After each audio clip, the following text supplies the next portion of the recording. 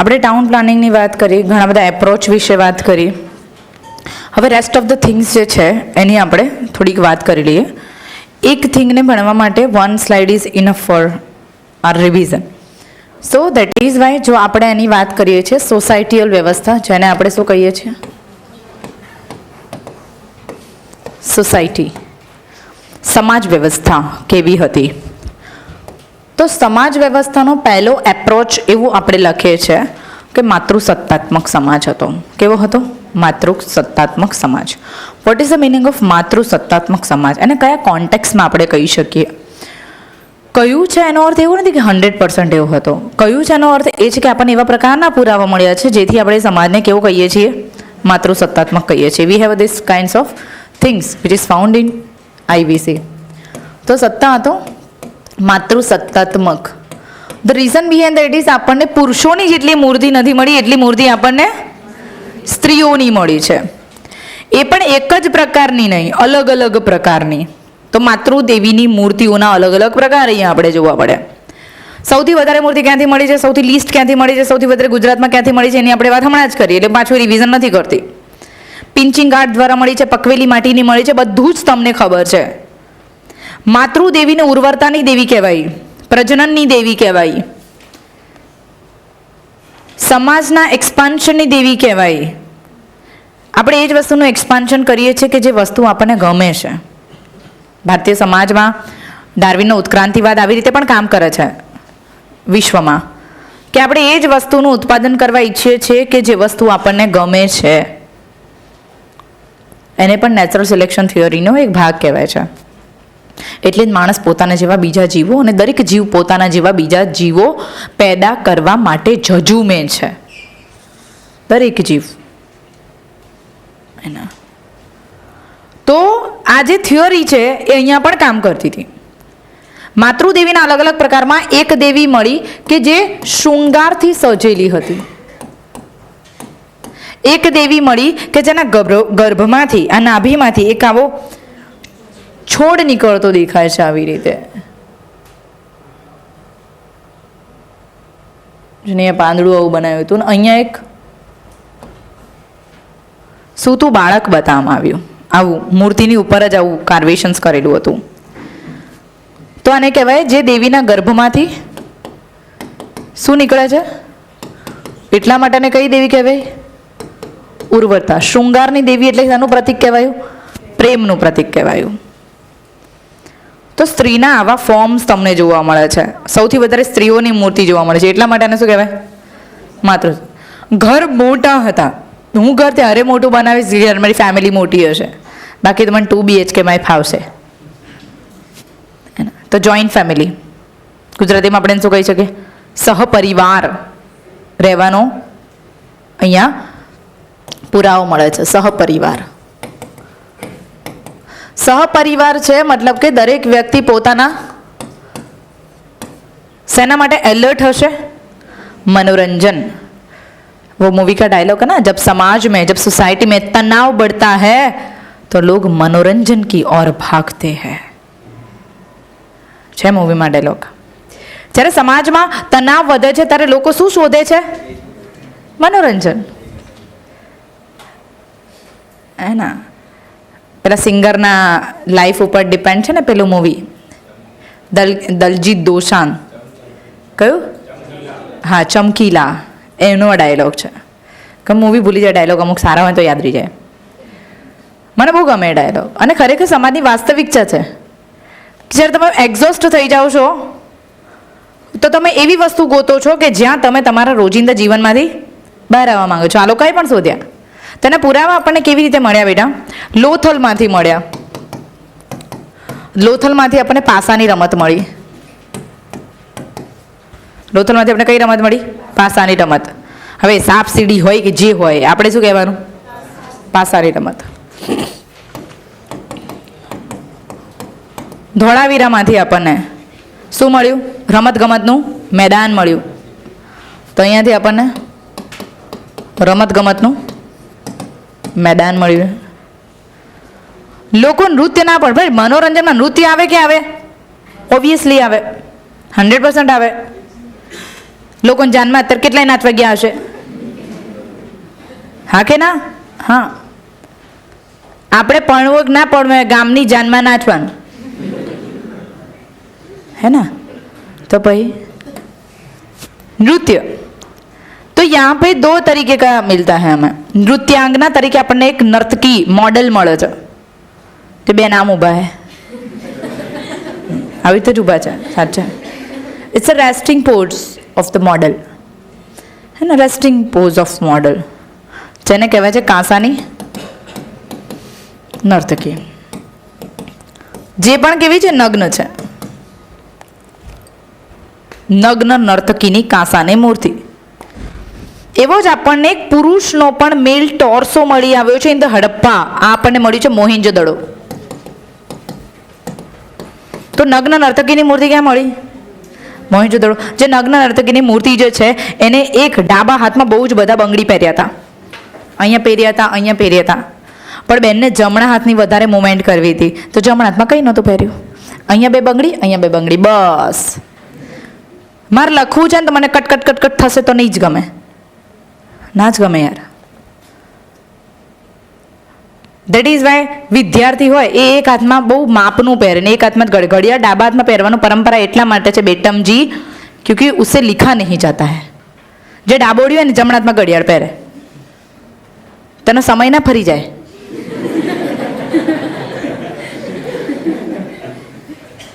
સમજો, એનો સમય એ જ રહે. પણ ભગવાન એને ડાબોડી બને શું કરવાનું? હે ને? તો હંમેશા આપણે જે હાથથી વર્ક કરતા હોઈએ છીએ, વર્કમાં હંમેશા ધાતુની વસ્તુઓ બધું ઓછું હોય છે.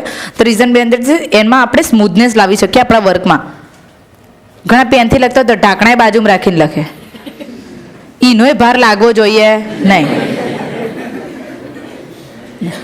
Because we find flexibility in our work as well. હંમેશા વ્યક્તિ પોતાના કાર્યમાં જેટલો ફ્લેક્સિબલ હશે એટલો એને થાક નહીં લાગે. That's true. That is why એ નર્તકી એક હાથમાં બહુ બધી બંગડી પહેરી હતી, એક હાથમાં ખાલી 4 જ પહેરી હતી. નર્તકી બેને આમ ઊભી છે એટલે અંબોડો દેખાય. જ્યારે પેલી માતૃદેવીએ બાળને અહીં બાંધ્યા છે, જ્યારે પેલા નર્તકીએ અહીં બાંધ્યા છે. અમુક સ્ત્રીઓની મૂર્તિમાં છૂટા વાળ છે, તો સ્ત્રી જે છે એ અલગ અલગ પ્રકારની હેરસ્ટાઈલની શોખીન હશે.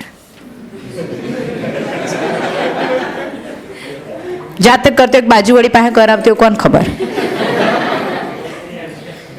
મનોરંજનમાં આ પણ આવે છે, સેલ્ફ અવેરનેસ. મને કોઈ જોશે તો હું કેવી લાગીશ, હે ને? એટલે પુરુષો દતીઓ પાછળ જ રાખે. 4 વાળ હોય એ ઊંચા નીચા થવા જોઈએ નહીં. વધારે વાળ હોય તો અત્યારના જમાનામાં કે આઈ લાઈક મેસી, એને કહેવાય વિખરાયેલા વાળ. ઇટ્સ અ મેસી લુક નાઉડેઝ, હે ને? અને પેલો 4 વાળ હોય તો સીધા કર કર કરે. See, it's a part of our society. It's a part of our, it's a view of our society. If it's a view of our society, we just have to analyze this one.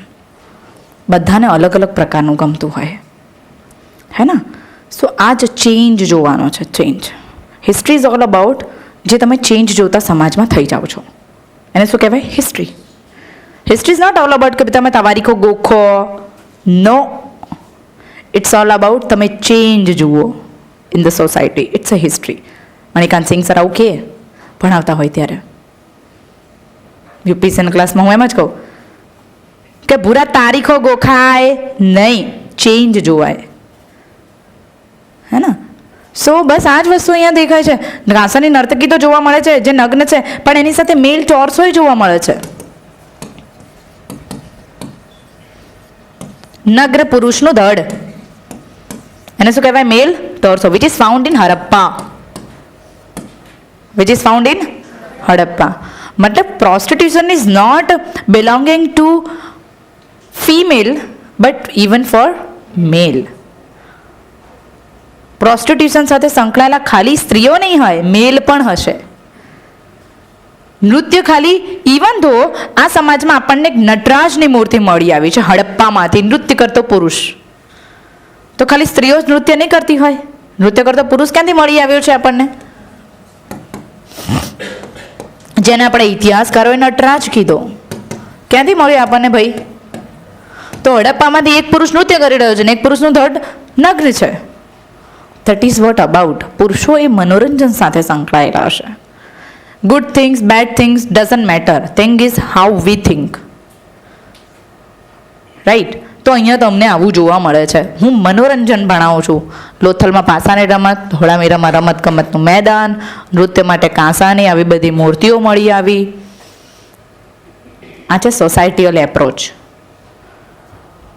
શૃંગારની આપણે ભરપૂર વાત કરી છે. શૃંગારના સાધનો ક્યાંથી મળી આવ્યા છે? સ્ત્રીઓ અને પુરુષો બંને શૃંગારના શોખીન હતા.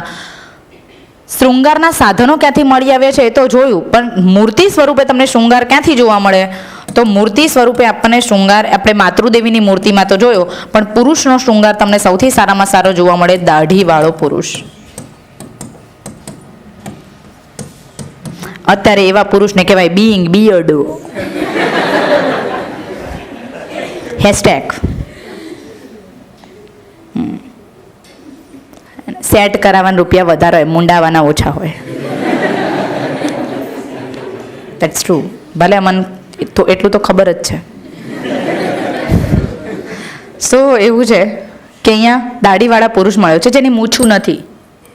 તો પુરુષો અલગ અલગ પ્રકારની દાઢી સેટ કરાવવાના શોખીન હશે. કારણ કે પેલો જે પુરોહિત મળ્યો છે આપણને, પુરોહિતનું દળ આપણને મોહેન્જોદારોમાંથી મળ્યું છે. ક્યાંથી મળ્યું છે? પુરોહિતનું દળ ક્યાંથી મળ્યું છે? મોહેન્જોદારોમાંથી. એ પુરોહિતે શું પહેર્યું છે? એ પુરોહિતે દાઢી સેટ કરાઈ છે, મૂછોનો અભાવ છે. અહીંયા ઉપરની સાઈડ એને સરસ મજાની બંદી જેવું પહેર્યું છે. અહીંયા નથી પહેરી, અહીંયા પહેરી છે. બરાબર. માથાનું લોકેટ પહેર્યું છે આવું. અત્યારના પુરુષો નથી પહેરતા, એ વખતના પુરુષો પહેરતા હતા. બધા પુરુષોએ નથી પહેર્યા, બધી જ મૂર્તિઓમાં નથી મળ્યું, એક જ પુરુષની મૂર્તિમાં મળ્યું છે. મતલબ કે કોઈ ચોક્કસ પ્રકારનો ક્લાસ હશે જે મસ્ત મજાના ઘરેણા પહેરતું હશે. હાથમાં પણ લોકેટ છે, અહીંયા પણ આવું પહેર્યું છે. દાઢી સરસ મજાની સેવ કરાવેલી છે અને એની સાથે મૂછોનો અભાવ છે, લંબગોળ ચહેરો છે, કપાળ ઉભરાવદાર છે. He is looking like Modi sir. ऐसा हम नहीं कहते हैं, ऐसा असाउद्दीन ओवैसी साहब बोलते हैं, हम नहीं बोलता. किसने बोला ऐसे? असाउद्दीन ओवैसी, है ना?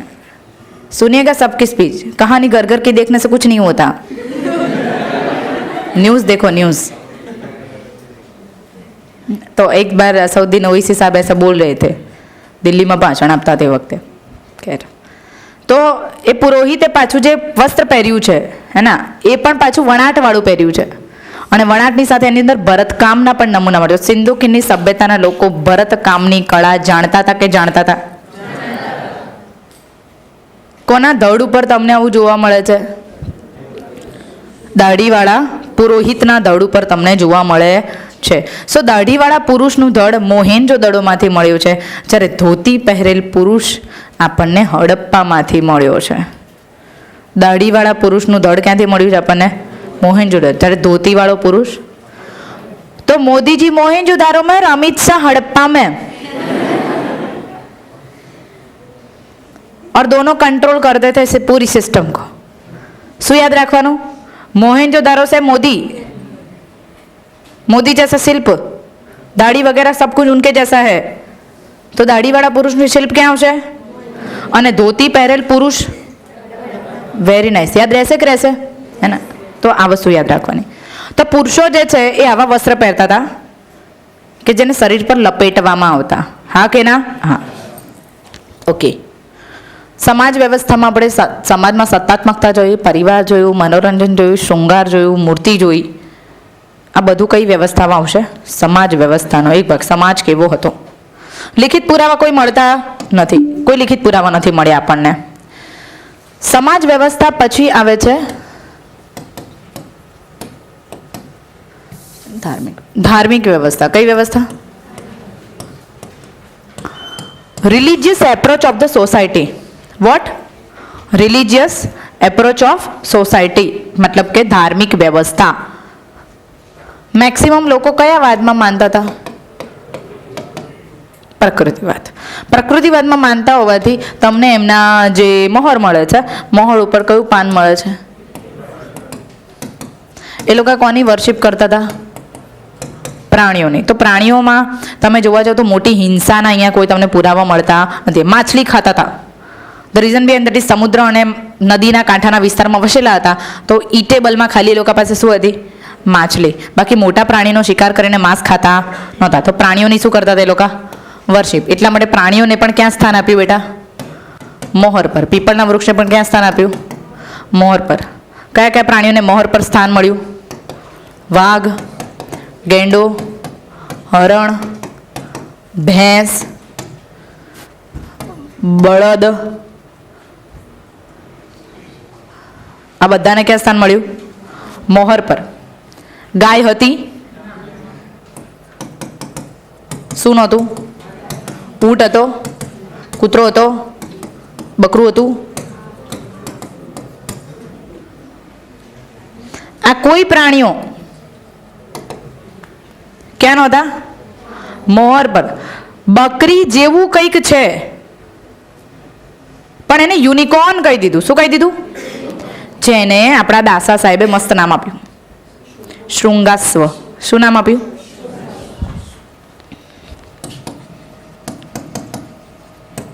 બકરું છે ઘોડું છે ખબર પડ્યું? નહીં.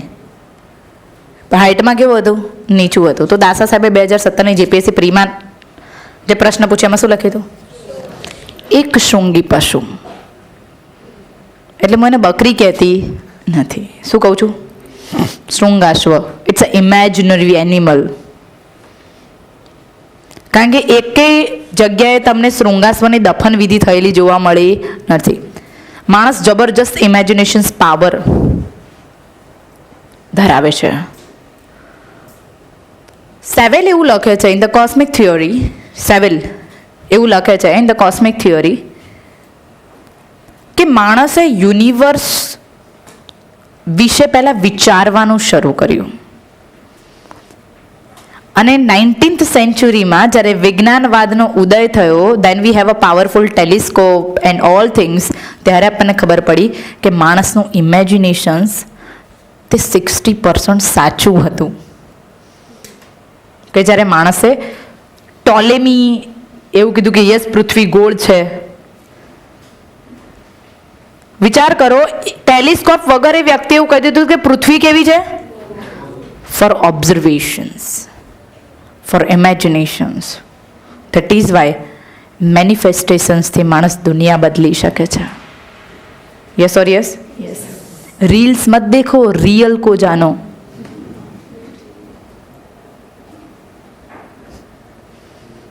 ખરેખર 14મી 13મી સદીમાં જે પણ કોઈ વસ્તુ હતું એ બધી જ વસ્તુ ઇમેજિનેશન્સ હતી. અને ઈસવીસન પૂર્વે 6ઠ્ઠી સદીથી ગ્રીકમાં લોકોએ ઇમેજિનેશન્સ ઓફ ધ યુનિવર્સ કરવાનું શરૂ કરી દીધું હતું. અને એ બધા ઇમેજિનેશનમાં 60 to 70% થિયોરી બધી કેવી નીકળી? સાચી. ટાઇડલ થિયોરી આપણી પાસે એટલા વર્ષ જૂની હતી. વિચાર કરો. એનો અર્થ એ છે કે આ લોકો પણ બહુ સારું એવું શું કરતા હતા? Imagine. So that is Y unicorn is a which kind of the animal? Imaginary animal. સાચું હતું નહીં. પણ જે વ્યક્તિ પવિત્ર હોય ને એને જ આ પશુ દેખાય. તો પેલા રિતિક રોશનને દેખાય છે. મૂવી મોહેન્જો-દારો. હા, કારણ કે એ મૂવીમાં એ પવિત્ર બતાવે છે. સરમન મૂવીમાં એનું નામ સરમન હતું. હા, ખેર, વાઘ, ગેંડો, હરણ, ભેંસ, બળદ અને આટલા જ પ્રાણીઓ ક્યાં હોતા આ જીપીએસસીમાં? અચ્છા, સિંહ હતો? સિંહ, કૂતરો, ઊંટ, ગાય કશું જ મોહર પર છે નહીં. પણ હા, એ નથી. બસ ગધેડો લખવો છે? ઓકે. Okay fine. નથી, આટલું જ છે. પેલું બધું કશું જ નથી. ઘેટું એ નથી, પણ ઘેટું એક્ઝિસ્ટ કરતું હતું. બકરી એક્ઝિસ્ટ કરતી હતી. ઘોડાના પુરાવા આપણને મળી આવ્યા છે સુરકોટડામાંથી. ક્યાંથી? તો ઘોડાના પુરાવા હાડકા ક્યાંથી મળ્યા? જડબું મળ્યું છે. jaw of a horse found in Surkotada. પણ ગેંડાના હાડકા પૂછાય. કોના? ગેંડાના હાડકા અવશેષ આમરીમાં મળ્યા છે. પાકિસ્તાનમાં આવેલું છે આમરી. ક્યાં આવેલું છે? યાદ રહે. સાઈટ પણ જોડે જોડે તમને હું કવર કરાવતી જઉં છું. ગેંડાના અવશેષ આમરીમાંથી. ઘોડાનું જડબું સુરકોટડામાંથી. મનુષ્ય સાથે કૂતરાની દફન વિધિ થયેલી. જો યજ્ઞદત્ત શર્મા શું જોઈને રોઈ પડ્યા? મનુષ્ય સાથે કૂતરાનું હાડપિંજર. શું બોલી? યજ્ઞદત્ત શર્મા શું જોઈને રો પડે? કૂતરાની જોડે મનુષ્યનું હાડપિંજર. રો પડમાંથી યજ્ઞદત્ત શર્માએ શું ગોતી નાખ્યું? આવી રીતે યાદ રાખી લેવાનું. રોપડમાંથી મનુષ્ય સાથે કૂતરાનું હાડપિંજર થયેલી દફન વિધિ જોવા મળી છે. એનો અર્થ એવો છે, અગર મેં મર જાઉં તો મેરે ટોમી કો ભી મેરે પીછું દફના દેના. એવી એક સમાજમાં વિચારધારા પણ રહી હોઈ શકે કે હું મરી જાઉં મારે વાહે મારી કોઈ પણ ગમતી વસ્તુ છૂટવી જોઈએ નહીં. તો મારો હારે દફનાઈ દો, મારું કૂતરું દફનાઈ દો, મારું બકરું દફનાઈ દો અને મારું બૈરું દફનાઈ દો.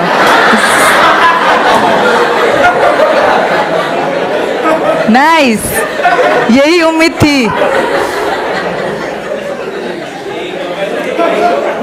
समझा? ऐसा भी मिला है ना हमें लोथल माथी.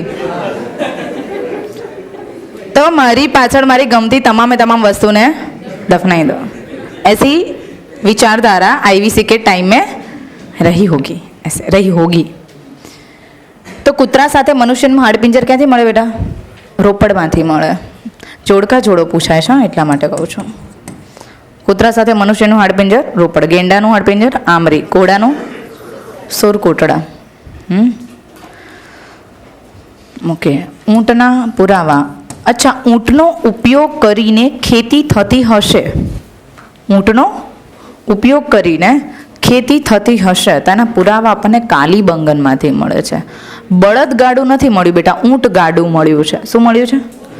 ઇવન તો ઊંટના પંજા મળ્યા છે ઇન દેટ ફિલ્ડ. ખેતરમાંથી મળ્યા છે ઊંટના પંજાના નિશાન.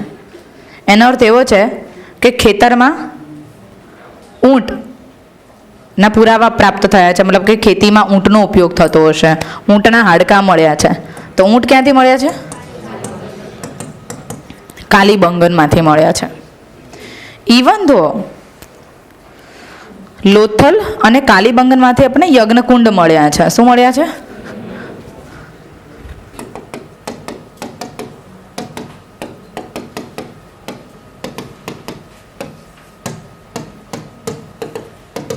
जहाँ से हमें ये प्रतीत होता है कि अगर ये लोग कुछ अच्छा कल्टीवेट करते होंगे तो पहले यज्ञ देवता को देते होंगे, बाद में ही अपने इस्तेमाल के लिए उसका घर में लाते होंगे.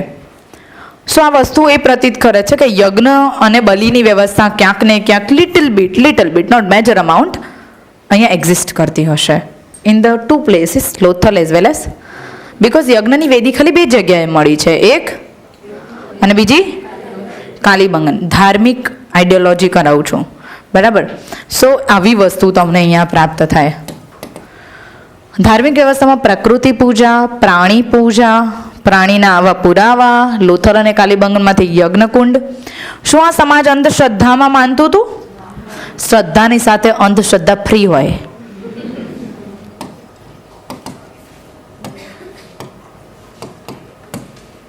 મૂર્તિ પૂજામાં માનતા હતા, પણ કોઈ દેવી દેવતાઓની આઈડલ વર્શિપ નતા કરતા, પણ માનતા હતા. તો હા પ્રકૃતિવાદમાં, હા પ્રાણી પૂજા, હા અંધશ્રદ્ધા, હા યજ્ઞ, યસ. પુરાવા મળ્યા મતલબ યસ. ઓકે, મેજર લિટલ બધું પછીની વાત આવે. ઓકે, અંધશ્રદ્ધામાં માનતા હતા. The reason behind that is they were amulets. They were એમ્યુલેટ્સનો અર્થ થાય તાવીઝ. એ લોકો શું પહેરતા હતા? તાવીઝ. તાવીઝના પુરાવા આપણને લોથલમાંથી મળ્યા છે. બેટમજી ક્યાંથી મળ્યા છે?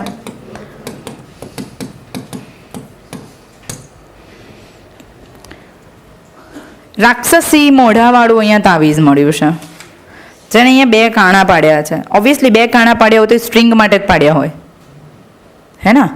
તો રાક્ષસના મોઢાવાળું તાવીઝ આપણને, એમ્યુલેટ્સ આપણને ક્યાંથી મળી આવ્યું? લોથલમાંથી મળી આવ્યું. એઝ વેલ પેલી નર્તકી જે છે, ડાન્સિંગ ગર્લ, એને 3 પાંદડા પહેર્યા હતા ગળામાં. કેટલા પાંદડા? 3 પાંદડા. 3 પાંદડા ઘણા બધા જે આધ્યાત્મિક વ્યક્તિઓ હોય એને જોતા એવું કહે છે કે 3 પાંદડા પહેરાતા દેટ મીન્સ નૃત્ય 3 ગુણને કહેવાય ને કે પ્રસરાવે છે સમાજમાં. નૃત્ય સમાજમાં કેટલા ગુણને પ્રસરાવે છે? 3. વી have 3 guna in our body. Sattva, rajas, tamas. Sattva દેવતાને સમર, રજસ એક્સાઇટમેન્ટ, તમસ. તો આપણા બોડીમાં કેટલા ગુણ છે? 3. સત્વ, રજસ અને એટલા માટે પેલી બહેને 3 પહેરે, સત્વ, રજસ, તમસ. હું 3 ગુણોનું મિક્સર છું, સત્વ, રજસ અને તમસ. બાકી કઈ આઈડિયોલોજી હશે નર્તકી જાણે અને એ લોકો જાણે, હે ને? સો નર્તકીના ગળામાં શું જોવા મળ્યું? તાવીઝ જોવા મળ્યું. આવા કેટલા એમ્યુલેટ્સ આપણને મળે છે તે હાથે અને પગે પહેરવામાં આવતા હશે. ઇવન તો તમે કોઈ પણ જગ્યાએ દોરો પહેરો છો ને, એ અંધશ્રદ્ધા જ છે. આપણે લાગતું હોય, હું તર્કની વાત કરું છું. તર્કની ભાષામાં દોરા પહેરવા અંધશ્રદ્ધા છે. તમે એવું કેમ કહી શકો? હું નહીં, વૈજ્ઞાનિકો કહે છે. મારા પાસે નહીં આવવાનું, બિકોઝ મેં પહેર્યો છે. તર્કની ભાષામાં કાનમાં ફૂંક મરાવી અંધશ્રદ્ધા છે. પેલા સાધુઓ મારે ને કાનમાં ફૂંક, મંત્ર આપે, એ પણ અંધશ્રદ્ધા છે. આપણે ઘણું બધું જાણતા જ નથી આ સોસાયટીમાં. એ છે તો કહેવાનો અર્થ કે જે બી આ લોકોમાં પણ તમને આ બધું જોવા મળ્યું. મતલબ કે આ સમાજ શેમાં માનતો હતો? અંધશ્રદ્ધામાં. તાવીઝ મળી આવ્યા છે અને એમ કહેવાય કે ઘણી બધી એવી સિસ્ટમ આ લોકો ફોલો કરતા હોય એવું જોવા મળે છે કે જેના કારણે ધાર્મિક વ્યવસ્થામાં 3જી વિધિ આવે છે, દફન વિધિ. કઈ વિધિ? અંતિમ સંસ્કાર કહેવાય. તો અંતિમ સંસ્કારની એ લોકોના સમાજમાં કેટલી વિધિ હતી? યાદ બી રાખીએ. 3. એક, બીજું, ત્રીજું લટકાવવું. પહેલા હું શું બોલી? દફનાવવું. દફનાવવા પણ 2 રીતે. ખાડો કરીને સીધા નાખી દો તો પૂરું. ખાડો કરી ગરિમાપૂર્વક લાકડાની પેટીમાં ભરો અને પછી નાખો. આપણામાં સમાજમાં 2 રીતે દફન વિધિ છે. મુસલમાનમાં ખાડો કરી અંદર અમુક સુગંધીદાર પદાર્થો નાખી અને દફનાઈ દે, બાજુમાં મીઠું નાખી દે, પૂરું. બટ ઇન ધ ક્રિશ્ચિયનિટી કોફીનમાં મૂકે. શેમાં મૂકે? કોફીન. લાકડાની હોય. તો કોફીનમાં જે ભરવાની વિધિ છે તે ક્રિશ્ચિયનિટીમાં છે, સીધી દફનાવવાની વિધિ મુસલમાનોમાં છે. હવે કોફીનમાં સૌથી વધારે દફનાયેલી કબ્રસ્તાન એચ અને કબ્રસ્તાન આર આપણને હડપ્પામાંથી મળ્યા. કબ્રસ્તાન એચ અને કબ્રસ્તાન આર. હવે એવું હોય, હવે તમે બેઠા છો, બરાબર? આ તમે બેઠા છો, આમ આમ આમ આમ આમ આમ આમ આમ અહીંયા અહીંયા અહીંયા અહીંયા પેલા બેન સ્લાઇડ કરીને વચ્ચે નાખી દે, આમ તો કબ્રસ્તાન જ થઈ ગયું. શું બોલી હું? દફનાયેલા એવી રીતે હતા કે અહીંયા અહીંયા અહીંયા અહીંયા અહીંયા બહુ બધા લોકોને દફન વિધિ કરેલી જોવા મળી. એક ભાઈની દફન વચ્ચે કરેલું હતું. મતલબ કે ભાઈ પ્રિસ્ટ હોવા જોઈએ, જેને બધાને મધ્યમાં નાખ્યા છે. અને આ બધી જ છે એની ફોલોવર્સ હોવી જોઈએ. તને કહેવાય કબ્રસ્તાન એચ. ખબર પડી કે ના પડી? તો કબ્રસ્તાન એચ એવું નામ અંગ્રેજોએ આપ્યું છે, આપણે નથી આપ્યું. દફન વિધિ થયેલી હતી એ એચ શેપમાં થયેલી હતી. ધેટ ઇઝ વાય કબ્રસ્તાન એચ ક્યાંથી આવશે? હડપ્પા. કબ્રસ્તાન આર ક્યાંથી આવશે? Harappa. Because it's in R shape.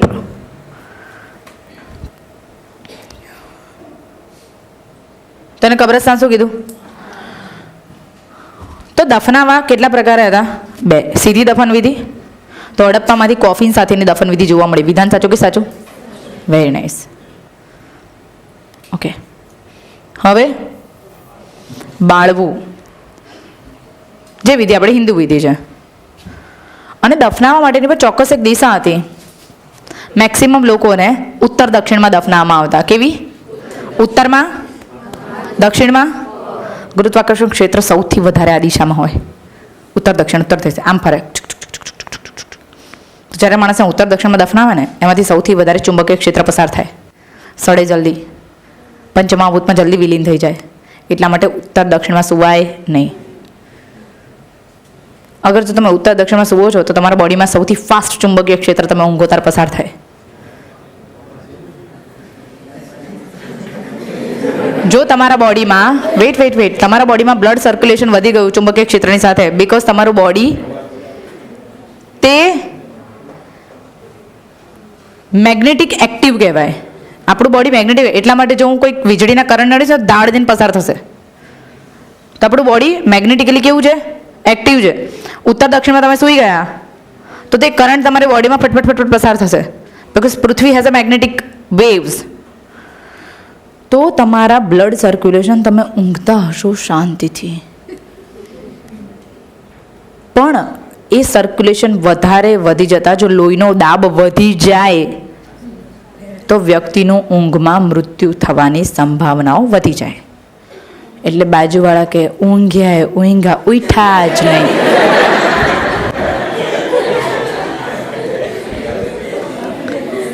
દરરોજ નહીં થાય, કોક વાર જ થશે.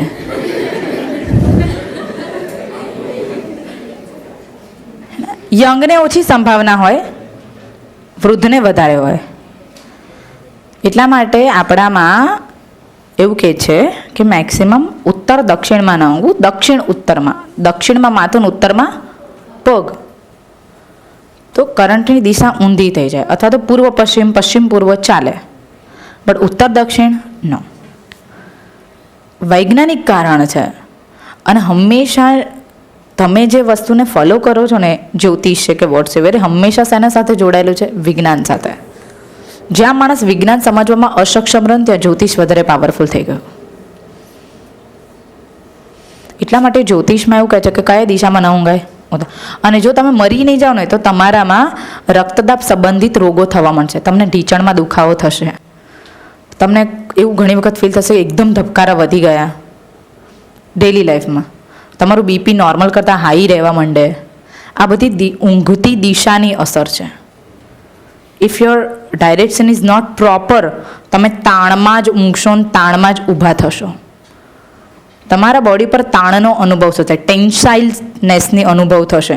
એટલે તમને એમ લાગશે કે ઊંઘી પણ હું ઊંઘી નથી, કે ઊંઘ્યો તો ઊંઘ્યો નથી, એવું તમને ફીલ થવા મળશે. દેટ ઇઝ એ રૂમ પર જઈને ચેક કરજો કઈ દિશામાં ઊંઘો છો. પેલો મોબાઈલ આમ ફેરવે ને. અને જો ઉત્તર દક્ષિણમાં ઊંઘતા હોય તો હવે તમારે જેમ માથું હશે ત્યાં પગ ને પગ હશે ત્યાં માથું કરી નાખવાનું, ઊંધું કરી નાખવાનું. કોને ખબર તમે રૂમમાં કેવા ઊંઘો હો? હા, કઈ ફરક નહીં પડે. આમની જગ્યાએ આમ ટક્યો રાખશો, શું ફરક પડે? તો આ લોકોએ આનું ધ્યાન રાખ્યું હતું દફનામાં. હવે આવે બાળવાની. બાળીને એના હાડકાને મૃત ભાંડમાં ભરી દેવાના. ક્યાં ભરી દેવાના? મૃત ભાંડ. તો ઘણા બધાના ઘરમાં તમને માટી એટલે અસ્થિ ભરેલા શું મળ્યા? કળશ મળ્યા. મતલબ કે મૃત વ્યક્તિના લોટાને ઘરમાં રાખવાની પ્રથા હશે. એ પણ એક પ્રકારની અંધશ્રદ્ધા છે. 3 ઇડિયટ્સ છે ને. रणछोड़दास छंछोड़ ने अपने पापा को कलश में भर के रखा था. ઘણા બધા લોકો પોતાના ઘરમાં અસ્થિ ભરેલા રાખે. મૂકું હવે છૂટવા દો, જિંદગીભર પકડી રાખ્યા ના. પણ ઘણા બધાના આપણી સંસ્કૃતિમાં એવું કીધું છે કે ક્યારે પણ એવું કરાય નહીં. 13મા સુધી લોટો લટકાયેલો રાખવાનો અને 13મા દિવસે જઈને પધરાઈ આવવાનું જ્યાં ઈચ્છતા હોય ત્યાં. બાકી ના હોય તો સાબરમતી હારી જ છે કે નહીં? તો અસ્થિ વિસર્જનની પ્રથા આપણામાં છે કે નહીં? છે. એ લોકોમાં પણ હતી. છેલ્લે હવે લટકાવવું. લટકાવવાની પ્રથા મોહેંજો-દાડોમાં હતી. અગર કોઈ વ્યક્તિ ગુનેગાર હોય તો એ વ્યક્તિને જીવતા લટકાવી દેવામાં આવતા અને એને બાંધી દેવામાં આવતા લાકડીની ઉપર. જે व्यक्ति मृत्यु થતા એને પેલા चील है कौवे है वो आके खा लेते थे और फिर वो सड़ जाते थे तो वहीं ना वहीं गिर जाते थे. ऐसे लकड़ी के साथ बंधे हुए काफ़ी सारे हाड़ पिंजर हमें कहाँ पे पाए गए? मोहिंजोदड़ो में पाए गए. तो ત્રીજી પ્રથા કઈ આવે? તો સિંધુ ખીણની સભ્યતામાં અંતિમ વિધિ તરીકે કેટલી વિધિ હતી? એક, બીજું, ત્રીજું. Is it clear? ઓકે. રોપડ અને લોથલ એવી જગ્યા છે, આ બે ઇટ્સ અ કાઇન્ડ ઓફ એમ કહેવાય કે અપવાદમાં આવે છે કે જ્યાં જે પણ કોઈ દફન વિધિ જોવા મળી એ પૂર્વ પશ્ચિમ અને પશ્ચિમ પૂર્વમાં જોવા મળી. પૂર્વ પશ્ચિમ અને બાકી બધે ઉત્તર દક્ષિણમાં હતી. તો લોથલ અને રોપડ, શું બોલી હું? લોથલ અને રોપડમાં જે દફન વિધિ તે પશ્ચિમ પૂર્વ અથવા તો પૂર્વ પશ્ચિમમાં જોવા મળે છે. Is it clear? ઓકે. આમાં પણ અપવાદ કીધા મેં તમને. આ થઈ ગઈ કઈ ભાઈ? ધર્મ ને બધાની વાતો. ઓકે. ધર્મની સાથે કઈ પ્રણાલી? મોહર. મોહરનો ઉપયોગ શું? એ લોકો કોઈ આર્થિક લેનદેન માટે કરતા હતા? બિલકુલ નહીં. શું પૈસા હતા મોહર? ના. મોહર કોના માટે ઉપયોગ કરતા? ઓળખ માટે. વેપારી પોતાની ઓળખ માટે શેનો ઉપયોગ કરતો? મોહરનો. મોહર અલગ અલગ આકારની હતી. આ કયો કહેવાય? વર્ગાકાર. તો પરીક્ષામાં એવી લાઈન પૂછાય, સૌથી વધારે મોહર એ વર્ગાકારમાં હતી. વિધાન સાચું કે સાચું? સૌથી વધારે મોહર કેવી હતી? વર્ગાકાર હતી. વેપારી મુખ્યત્વે કેવી મોહર રાખતા? વર્ગાકાર. મોહર એ પકવેલી માટીની હતી. હા કે ના? પકવેલી માટીની શું કીધું મેં તમને? શું કીધું? શેલખડી. તો મોહર શેમાંથી બનતી? શેલખડી. શેલખડી માટીની નિકાસ પણ આપણે મેસોપોટેમિયા કરતા હતા. ઓકે. તો બીજી કઈ કહેવાય?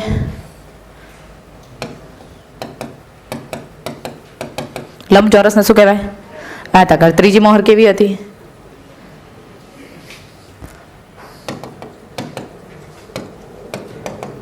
કેવો આકાર? ચોથી મોહર કેવી હતી? તો મોહર કેટલા શેપમાં મળી આવી? સૌથી વધારે? ઓકે. અમુક જે કિંમતી મોહર હતી શેમાંથી બનતી? હાથી દાંતા. અમુક સોના અને ચાંદી. પણ વેપારીઓની મોહર જે હતી એ માત્ર કેટલા શેપમાં હતી? 4. શાસક વર્ગની જે મોહર હતી એ આવી મોહર હતી, સોના ચાંદી અને અચ્છા. સિંધુ ખીણની સભ્યતાના લોકો સોના ચાંદીથી જાણકાર હતા કે જાણકાર હતા? જાણકાર હતા. ઓકે. અચ્છા. વર્ગાકાર મોહર જે આપણને મળી, મેં તમને પ્રાણીઓની વાત કરી દીધી. મોહર પર કયા કયા પ્રાણીઓ હતા? પ્રાણીઓ હતા. અમુક મોહર ઉપર તમને સ્વસ્તિકનું ચિહ્ન મળ્યું, અમુક મોહર ઉપર તમને પીપળના પાન મળ્યા, અમુક મોહર ઉપર તમને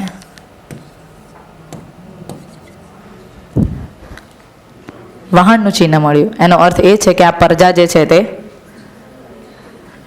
શું કરતી હશે? સામુદ્રિક વેપાર કરતી હશે. આના પુરાવા તમને ક્યાંથી મળ્યા છે? લોથલ. બીજા? મોહેંજો દડો. ઓકે. સ્વસ્તિકની મોહર, પીપળની મોહર, પ્રાણીઓની મોહર, આવી અલગ અલગ પ્રકારની તમને શું મળી છે? મોહર મળી આવી છે. આ મોહર ઉપર કંઈક ને કંઈક લખાણ હતું. હા કે હા?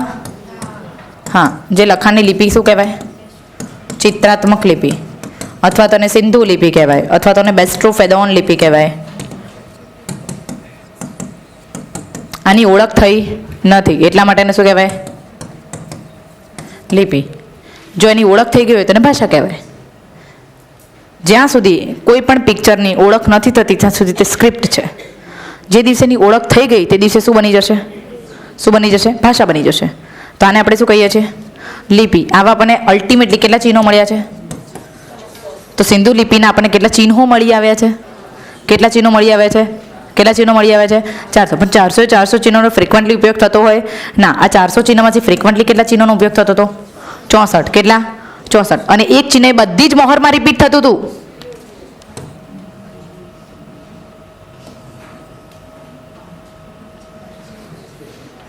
એક ચિહ્ન ફ્રિકવન્ટલી બધી જ મોહરમાં રિપીટ થતું હતું. કયા ચિહ્નને મોહરમાં વારંવાર ઉપયોગ કરવામાં આવ્યો? તો ભારતના સમુદ્ર કાંઠે અલગ અલગ પ્રકારની ટેસ્ટી ટેસ્ટી માછલી થાય છે. माछली પણ વેપાર કરતા હશે आगे ना. हाँ, तुम तुम्हारे क्षेत्र की मछली लाओ, हम हमारे क्षेत्र की मछली लाते हैं. We have two varieties of the मछली, मीठे पानी की मछली और खारे पानी की मछली. पानी प्रमाणे मछली नो टेस्ट फरे है कि नहीं? अला हाँ, तो माछली पकड़वाना हुक मળી આવ્યા કે મળી આવ્યા? તો એ લોકોનો ખાદ્યનો સૌથી મોટો સ્ત્રોત કયો હોવો જોઈએ? માછલી હોવો જોઈએ. શું હોવો જોઈએ? એમાં જેટલો સર ટેસ્ટ હતો બીજા પ્રાણીઓને કાપવાની જરૂર પડી નહીં. એટલા માટે મોહર પર બી ક્યાં મિલતી હે? મચ્છી. અને વેપારીઓ હોય તો શું ખાય? વેપાર કરતી વખતે એક જ તો વસ્તુ ખાય, માછલી. એટલા માટે ઓકે. અને બીજું એક ચિહ્ન પણ આપણને અહીંયાથી પ્રાપ્ત થાય છે, યુ. તો મેક્સિમમ મોહર ઉપર આવું અથવા તો આવું ચિહ્ન તમને જોવા મળશે. આ બે ચિહ્નોનો મેક્સિમમ ઉપયોગ કેટલા ચિહ્નો મળ્યા? એમાંથી ફ્રિકવન્ટલી ઉપયોગ 64. 64માંથી આ બે ફ્રિકવન્ટલી. ઓકે, ચલો. આ જે લિપિ હતી ને એ મેક્સિમમ લખવામાં આવી હતી ઘણી જગ્યાએ સેપરેટલી. જે લિપિ કેવી હતી? સર્પાકાર હતી. કેવી હતી? સર્પાકાર. સર્પાકારથી લખવામાં આવી હતી જમણેથી ડાબે, જમણેથી ડાબે અને ડાબેથી જમણેથી ડાबेથી. मतलब एक बार हम जहाँ पे खड़े हो गए लाइन उधर से शुरू होता है, यहाँ से ख़त्म किया फिर हम लोग वापस इधर नहीं आएंगे, फिर यहीं से चलेंगे, फिर यहीं से चलेंगे, फिर यहीं से ऐसे.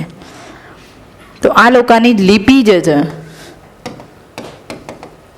એની પર પ્રયોગો ભગવાન દાસ ઇન્દ્રજીએ કર્યા.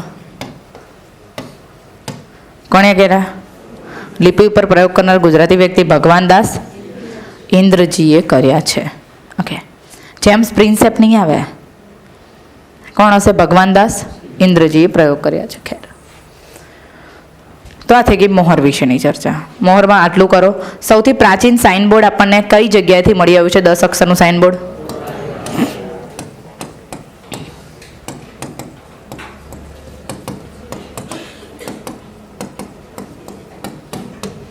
ઓકે, બીજી એક વાત આવે, ખેતી. આર્થિક ઉપાર્જનમાં સૌથી મોટી વસ્તુ શું આવે? ખેતી. એગ્રીગેરિયન પીપલ હતા, ગામડાઓથી એ લોકો વસ્તુની આયાત કરતા હતા. તો ખેતીમાં સૌથી મહત્વપૂર્ણ પાક કયો હતો? કયો હતો? જવ. સૌથી વધારે આપણે પુરાવા કઈ ખેતીના મળ્યા છે? જવની ખેતીના મળ્યા છે. પણ યાદ રહે મિત્રો, આ જવને વૈદિક સભ્યતામાં શું ઓળખાય છે? યવ. આ જ જવને વૈદિક સભ્યતાના લોકોએ કયા તરીકે ઓળખાવ્યું? યવ તરીકે ઓળખાવ્યું. જવ એ શું કહેવાયા? યવ. અત્યારે પણ તમે જુઓ, in the diet we are eating જવની રોટલી. ઉતરે એવી ખાવાની મજા આવે, ઘી ચોપડીને રાખી મુકાય નહીં. ફોતરા સાથે ખાવાથી કાર્બોહાઈડ્રેટની માત્રા બોડીમાં બેલેન્સ રહે છે. છડેલું અનાજ નુકસાનકારક છે, એટલે ઉપરથી ફોતરી ઉખાડી નાખો તો અનાજ નુકસાનકારક થઈ જાય. ફોતરીવાળું અનાજ બહુ જ સારું, એ ડાયજેસ્ટિવ પ્રોસેસમાં ક્યારેય પણ વાંધો આવવા દેતું નથી. પોલિશ અનાજ ખાવું જોઈએ નહીં, બટ વી લવડ પોલિશ અનાજ. હે ને? ઘસાયેલા ચમકીલા દાણા આપણને ગમે છે, પણ ખરેખર that's a very much dangerous for our health. એ લોકો આમને આવું ખબર હતી એટલા માટે લોકો જવને જમતા હતા. ઓકે, મેક્સિમમ એ લોકોનો મુખ્ય ખોરાક કયો હતો? જવ. છતાં પણ અમુક જગ્યાએથી તમને ચોખાની ખેતીના અવશેષ મળ્યા છે. ચોખાની ખેતીના અવશેષ સારામાં સારા ક્યાંથી મળ્યા છે? લોથલમાંથી. અને ચોખાની ફોતરી ક્યાંથી મળી છે? રંગપુરમાંથી મળી છે. ચોખાની ફોતરી પૂછાય તો રંગપુર, અને ચોખાના આખા દાણા ક્યાંથી પૂછાય?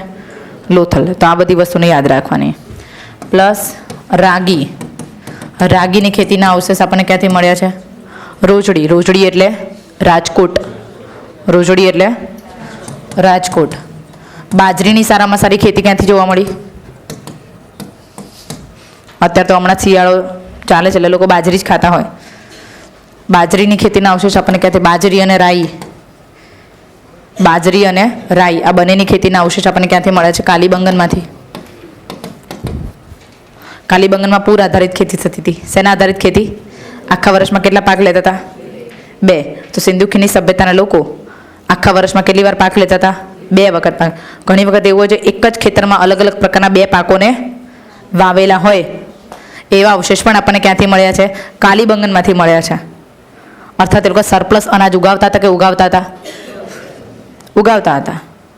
તો સરપ્લસ અનાજ ઉગાવતા હોય તો પોતાનું ઘર, પોતાની ચિલ્લર બધાને ખવડાવીને વધે તો બહાર મોકલાય. દેટ ઇઝ એ લોકો અનાજની શું કરતા હતા? નિકાસ કરતા હતા. આની સાથે તરબૂચ, લીંબુ,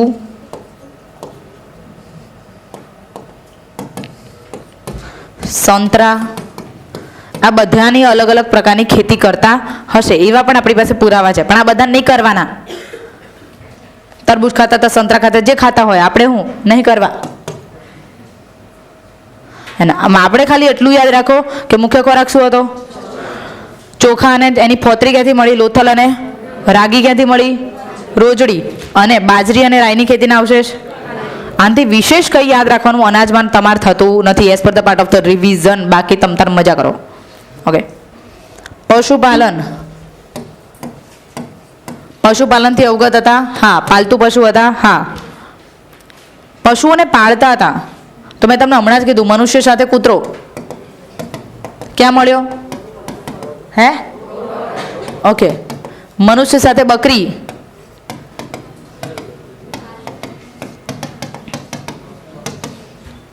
મનુષ્ય સાથે બકરી, સ્ત્રી સાથે પુરુષ, જોડિયા હાડપિંજર કહેવાય. ક્યાંથી મળ્યું? લોથલ. અને મનુષ્ય કૂતરો, મનુષ્ય બકરી, સ્ત્રી પુરુષ આ બધાની દફન વિધિ મળી. અને એની સાથે પશુપાલનના ભાગરૂપે એ લોકો ગાય, ભેંસ, બકરી, ઘેટું આ બધું શું કરતા હતા ભાઈ? પાળતા હતા. પણ ગાયના ક્યાંય પણ મોહર પર સ્થાન મળતું નથી. તો આ પશુપાલનનો વ્યવસાય અને પશુઓ પ્રત્યે આ પ્રજા લાગણી ધરાવતી હોવી જોઈએ. પશુપાલનમાં આટલું જ કરવાનું. બાકી મેં તમને પ્રાણીઓના ક્યાં ક્યાં અવશેષ મળ્યા છે મેં તમને બધું જ કરાવી દીધું. આર્થિક વ્યવસ્થા પણ મેં તમને કરાવી દીધી. મેક્સિમમ ક્યાંથી આયાત થતી હતી અને ક્યાંથી નિકાસ થતી હતી. રાઈટ. એક વખત એનું આખું લિસ્ટ જોયું હતું ક્યાંથી શું એ લોકો આયાત કરતા હતા. ધાર્મિક વ્યવસ્થા થઈ ગઈ, સામાજિક વ્યવસ્થા થઈ ગઈ, આર્થિક વ્યવસ્થાના આપણે પહેલુઓ જોઈ લીધા. રાઈટ. એ લોકોને માટી પકાવવાની કળા આવડતી હતી એ પણ આપણે વાત કરી દીધી. 3 પ્રકારના વાસણો એ લોકો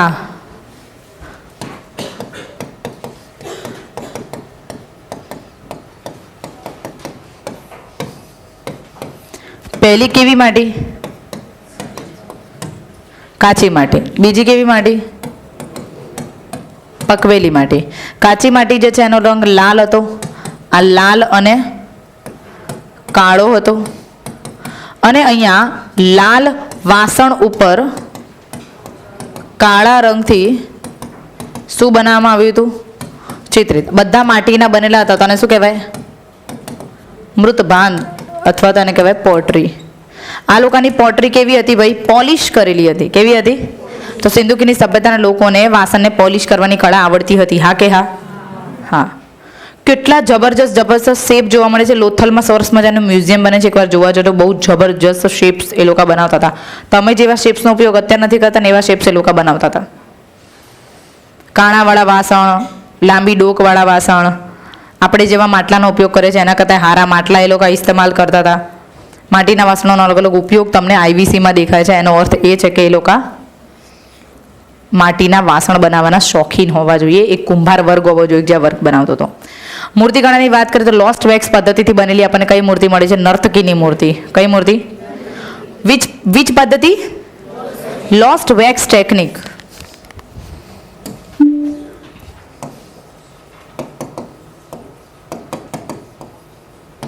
સમજો શું છે લોસ્ટ વેક્સ ટેકનિક? મીણ હોય, મીણ. શું હોય? મીણ. મીણથી એક બીબું બનાવવામાં આવે. શું બનાવવામાં આવે મીણથી?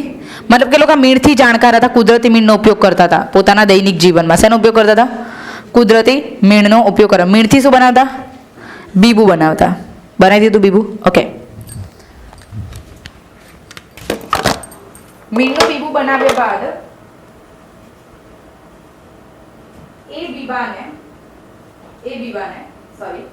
એ લોકો જે છે એ પહેલા એક સરસ મજાનો માટીનો શેપ બનાવી દેતા. શું બનાવી દેતા? માટીનો શેપ. લોસ્ટ વેક્સ ટેકનિક શું છે સમજાવું છું.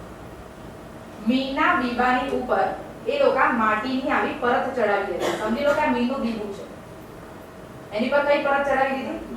માટીની પરત ચડાવી દીધી, જે કાચી માટીની પરત છે. કઈ માટીની પરત છે? કાચી માટી.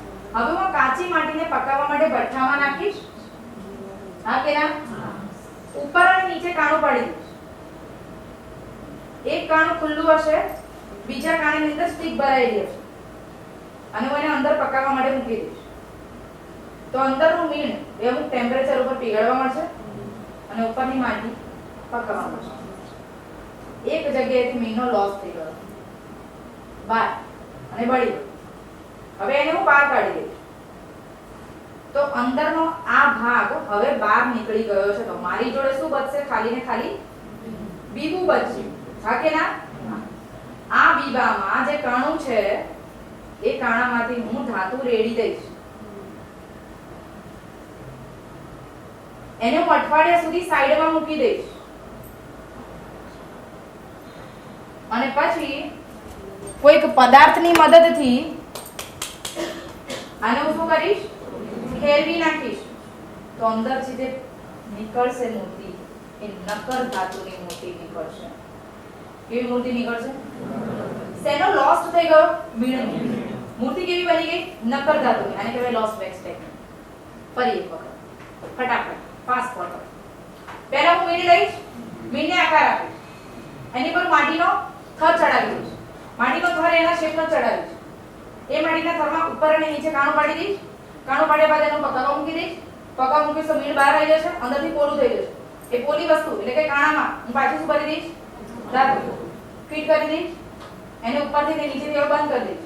બંધ કર્યા બાદ હું એને સાઈડમાં મૂકી દઈશ અઠવાડિયા સુધી. તેનું હલાવીશ નહીં. પછી બહાર નીકળ્યા બાદ માટી ફેરવી દઈશ. અંદરથી કેવી નીકળી મૂર્તિ નીકળશે. આને કહેવાય આની કાળા કોણ ચાલુ? અત્યારે પણ આ પદ્ધતિ છે.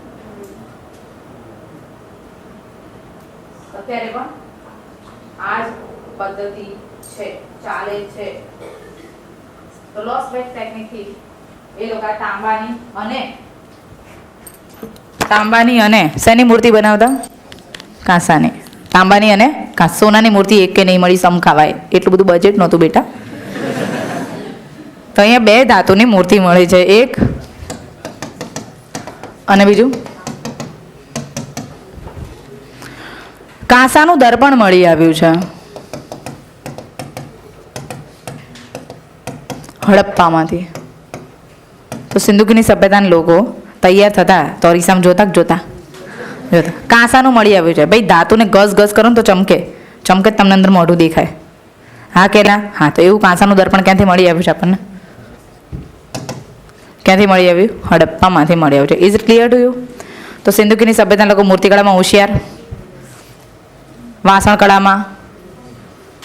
તો આ બધી થઈ એમની કળા. આભૂષણ તો તમને બધાને ખબર જ છે, જોરદાર બનાવ્યા હતા.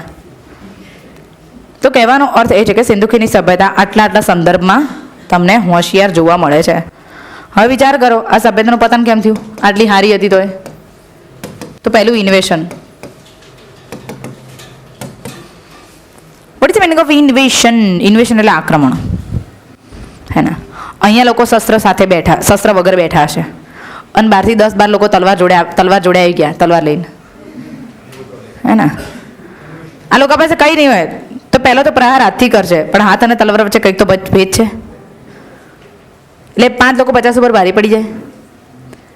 તલવાર અને શસ્ત્રથી સજ્જ થઈને મધ્ય એશિયામાંથી જે પ્રજા આવી એને આર્ય કહેવાય. કઈ કહેવાય? આર્ય. તો આ પ્રજા કઈ હતી ભાઈ?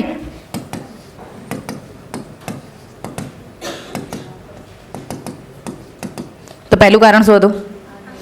આર્યોનું આક્રમણ.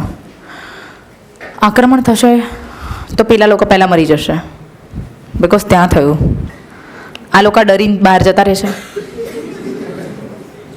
હા કે ના? હા. પતનનું બીજું કારણ છે વિસ્થાપન. પતનનું બીજું કારણ શું છે? વિસ્થાપન. હું મારી જગ્યાએ છોડીને બીજે ક્યાંક વિસ્થાપિત થઈ જઈશ. ઓકે. તો આર્યોના આક્રમણથી મેક્સિમમ જે લોકો હતા તે વિસ્થાપિત થઈને અલગ અલગ જગ્યાએ વસી ગયા. તો ઇન્વેશનના ભાગરૂપે સિંધુ ખીણની સભ્યતાના લોકોએ શું કર્યું? વિસ્થાપન કર્યું. ઓબ્વિયસલી આપણો સ્કિન ટોન અને અમેરિકન લોકોનો સ્કિન ટોન અલગ જ હોય. આપણો સ્કિન ટોન અને કેનેડાના લોકોનો સ્કિન ટોન અલગ જ હોય. આપણું સ્કિન ટોન ઇવન ધો ઈરાન અને ઇરાકમાં લોકોનો જે સ્કિન ટોન હોય દેટ્સ અ ડિફરન્ટ. આબોહવા એ ઓલવેઝ વ્યક્તિના સ્કિન ટોન ઉપર અસર કરે છે. હા કે ના? હા. એટલા માટે ખારવા પ્રજા હંમેશા કાળી જ હોય. દરિયા કિનારે રહેતા લોકો એનો સ્કિન ટોન ઓલવેઝ ફેન્ટ હોય. The reason behind that is સમુદ્રની હવા અડે છે દરરોજ. જેને કન્ટિન્યુઅસ મીઠું અડતું હોય ને એની સ્કિન એ લવણવાળી થઈ જાય. લવણ એટલે મીઠાવાળી થઈ જાય. કોઈ પણ વસ્તુમાં મીઠું અથવા તો એવી હવા તમને અડે તે વસ્તુને કાળી કરી નાખે, ખાઈ જાય. એટલે સમુદ્ર કાંઠે વસતા લોકો કાળા હોય એની પાછળનું કારણ એવું નથી કે તમે પપ્પા કાળા આવશે.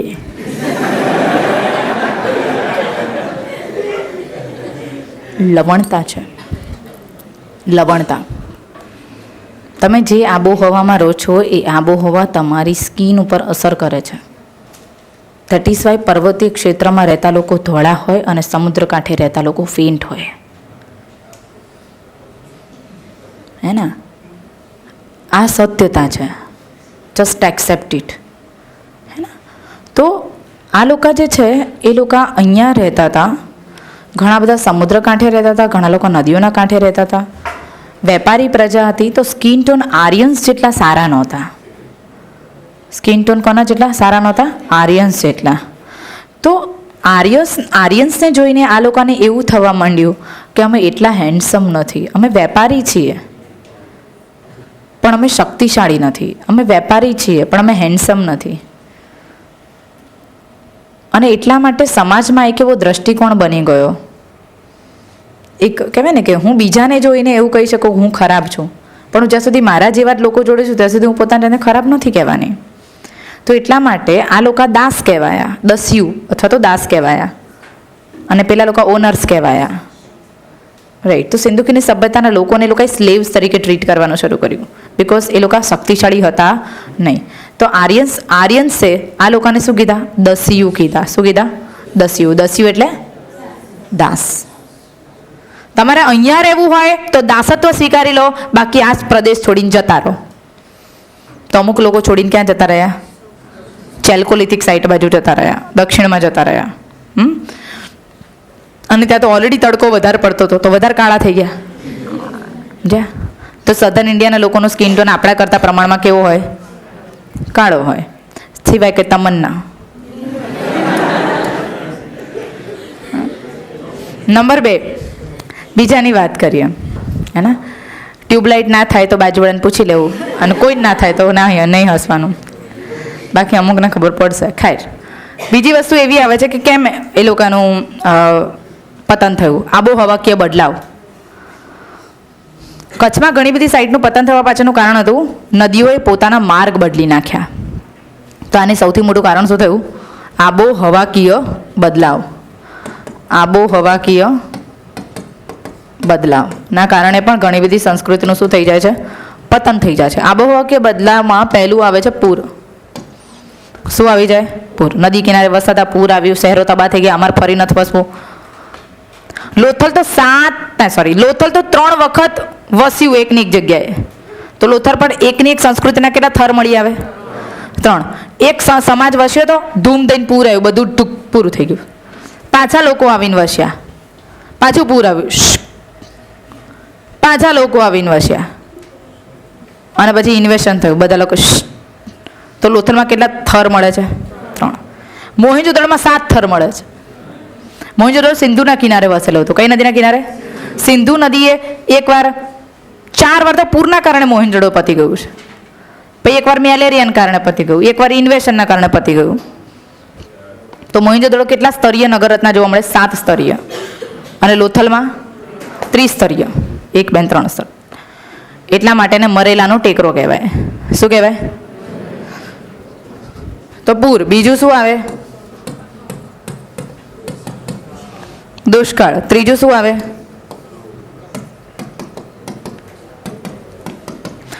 પહેલા મેલેરિયાનો ઈલાજ નહોતો, આજે પણ ઓછો જ છે.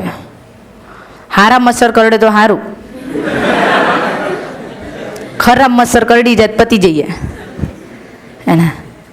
મેલેરિયન મચ્છર કરડે બચવાની સંભાવના ખરી, ડેન્ગ્યુનો કરડે તો લંગડા થવાની સંભાવનાઓ વધી જાય, જીવનભર લંગડાઓ. ડેન્ગ્યુ, ચિકન ગુનિયા 3 વરસ હાલે, 3 વરસ. એટલી અસર ભયંકર થાય है ना. एक मच्छर आदमी की जीवन बदल देता है. એમાં એ આફ્રિકાનું મચ્છર કરડે માણા બચે જ ના. હા છે કહું. નંબર 4 ભાઈ ઉભા. પૂર, આ બધું શેમાં આવે? આબોહવાકીય બદલાવમાં જ આવે. બીજું શું આબોહવાકીય બદલાવમાં? ભાઈ શું થયું હશે?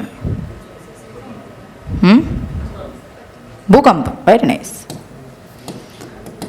કાલીબંગનનું પતન થવા પાછળનું જવાબદાર કારણ શું હતું? ભૂકંપના અવશેષ ક્યાંથી મળ્યા છે? કાલીબંગનમાંથી મળ્યા છે. ભૂકંપના અવશેષ ક્યાંથી મળે છે? કચ્છની ઘણી બધી સાઇટનું પતન થવા પાછળનું કારણ પણ શું હતું? ભૂકંપ. કારણ કે એવા ઝોનમાં બેઠા જ્યાં તિરાડો પડતી હોય, જમીન અલલ જ કરતી હોય બધું. એના સારું છે. પૃથ્વી કોક વાર જ છમકલા કરે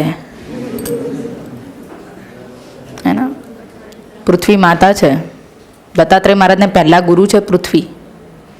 24 ગુરુમાંના પહેલા ગુરુ કોણ છે? પૃથ્વી. સહનશીલતાનો બ્રહ્માંડમાં જો સૌથી મોટો નમૂનો હોય ને તો એ પૃથ્વી છે. ખનન કરો, ગંદકી કરો, ખેતી કરો, મરી જાઓ, આરામ બરોબર એક શબ્દ માં બોલે તો. એટલે પૃથ્વી માં છે. કંઈ ના કરી શકો તો કંઈ નહીં, ઉઠીને ખાલી પગે લાગો. આખા દિવસ ચાલવાનું છે આની ઉપર. ઠેકડાએ મારી છે, વ્હીકલે ચલાવી છે, અને તારામાંથી જ ઊભા થયા અને તારામાં જ બળવાના છીએ. એટલા માટે નાથ સંપ્રદાયમાં દત્તાત્રેય મહારાજના પહેલા ગુરુ કોણ છે? પૃથ્વી. સહનશીલતાની મૂર્તિ એટલે કોણ? જે પ્રકૃતિની વસ્તુ સહન કરે છે ને એ માતા છે, અને એ જ માતા હોઈ શકે, બાકી હોઈ શકે નહીં. સો ભૂકંપના પુરાવા આપણને ક્યાંથી મળે છે? Very nice. તો આ તમામે તમામ પ્રક્રિયા અને ઇન્વેશન એના કારણે આ સંસ્કૃતિનું શું થઈ ગયું? પતન. બાકી કોઈ કારણ આવતું નથી. એક કારણ અમુક બ્રિટિશરોએ એવું કીધું હતું કે મેસોપોટેમિયાની સંસ્કૃતિના લોકોનું આક્રમણ. લોકો ગપુ છે, ગપુ. પરીક્ષામાં એવું લખેલું આવે કે મેસોપોટેમિયાના લોકોએ આક્રમણ કર્યું. જેની જોડે આવા સારા વ્યવહાર હોય એની જોડે આક્રમણ શું કામ કરવું જોઈએ આપણે? તો એકે પુરાવા મળ્યા નથી. ઓકે. તો અહીંયા અલ્ટિમેટલી હવે સિંધુ સભ્યતાના ઘરે જઈને તમારે એક તો આખું વાંચી જવાનું, અને બીજું એના શું કરી નાખવાના? પ્લેસ. એકવાર મેં ઘણા બધા પ્લેસીસ તમને એમને જ કરાવી દીધા છે વચ્ચે વચ્ચે વચ્ચે વચ્ચે. બરાબર. ખાલી તમારે પોતાની રીતે શું કરવાના? પ્લેસ. એમાં પણ તમને કોઈ સાઇટ યાદ નથી રહેતી તો મારી જોડે આવજો, હું તમને સમજાવીશ, એ પ્રમાણે કરી નાખજો એટલે થઈ જશે. યાદ ના રહેતું હોય તો એનો મારી પાસે ઈલાજ છે, પણ હવે ટકતી જ ના હોય વાંચવા માટે તો મારી પાસે કોઈ ઈલાજ નહીં.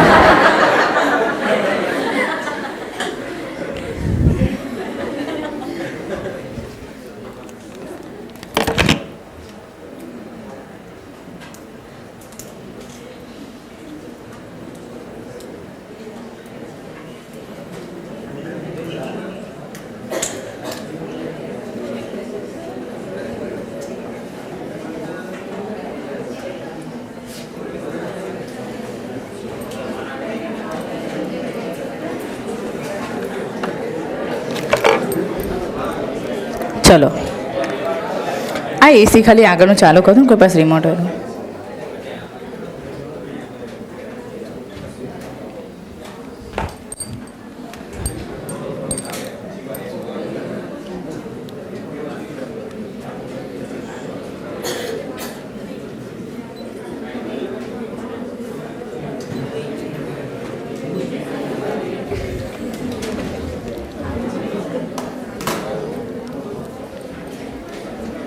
કઈ સભ્યતા? સી ઇન યોર સિલેબસ ચલો ધ્યાન અહીંયા ચલો ઓકે, કોઈ પણ ટોપિક પતે ને પછી એક ઊંડો શ્વાસ લઈ લેવાનો કે પત્યો.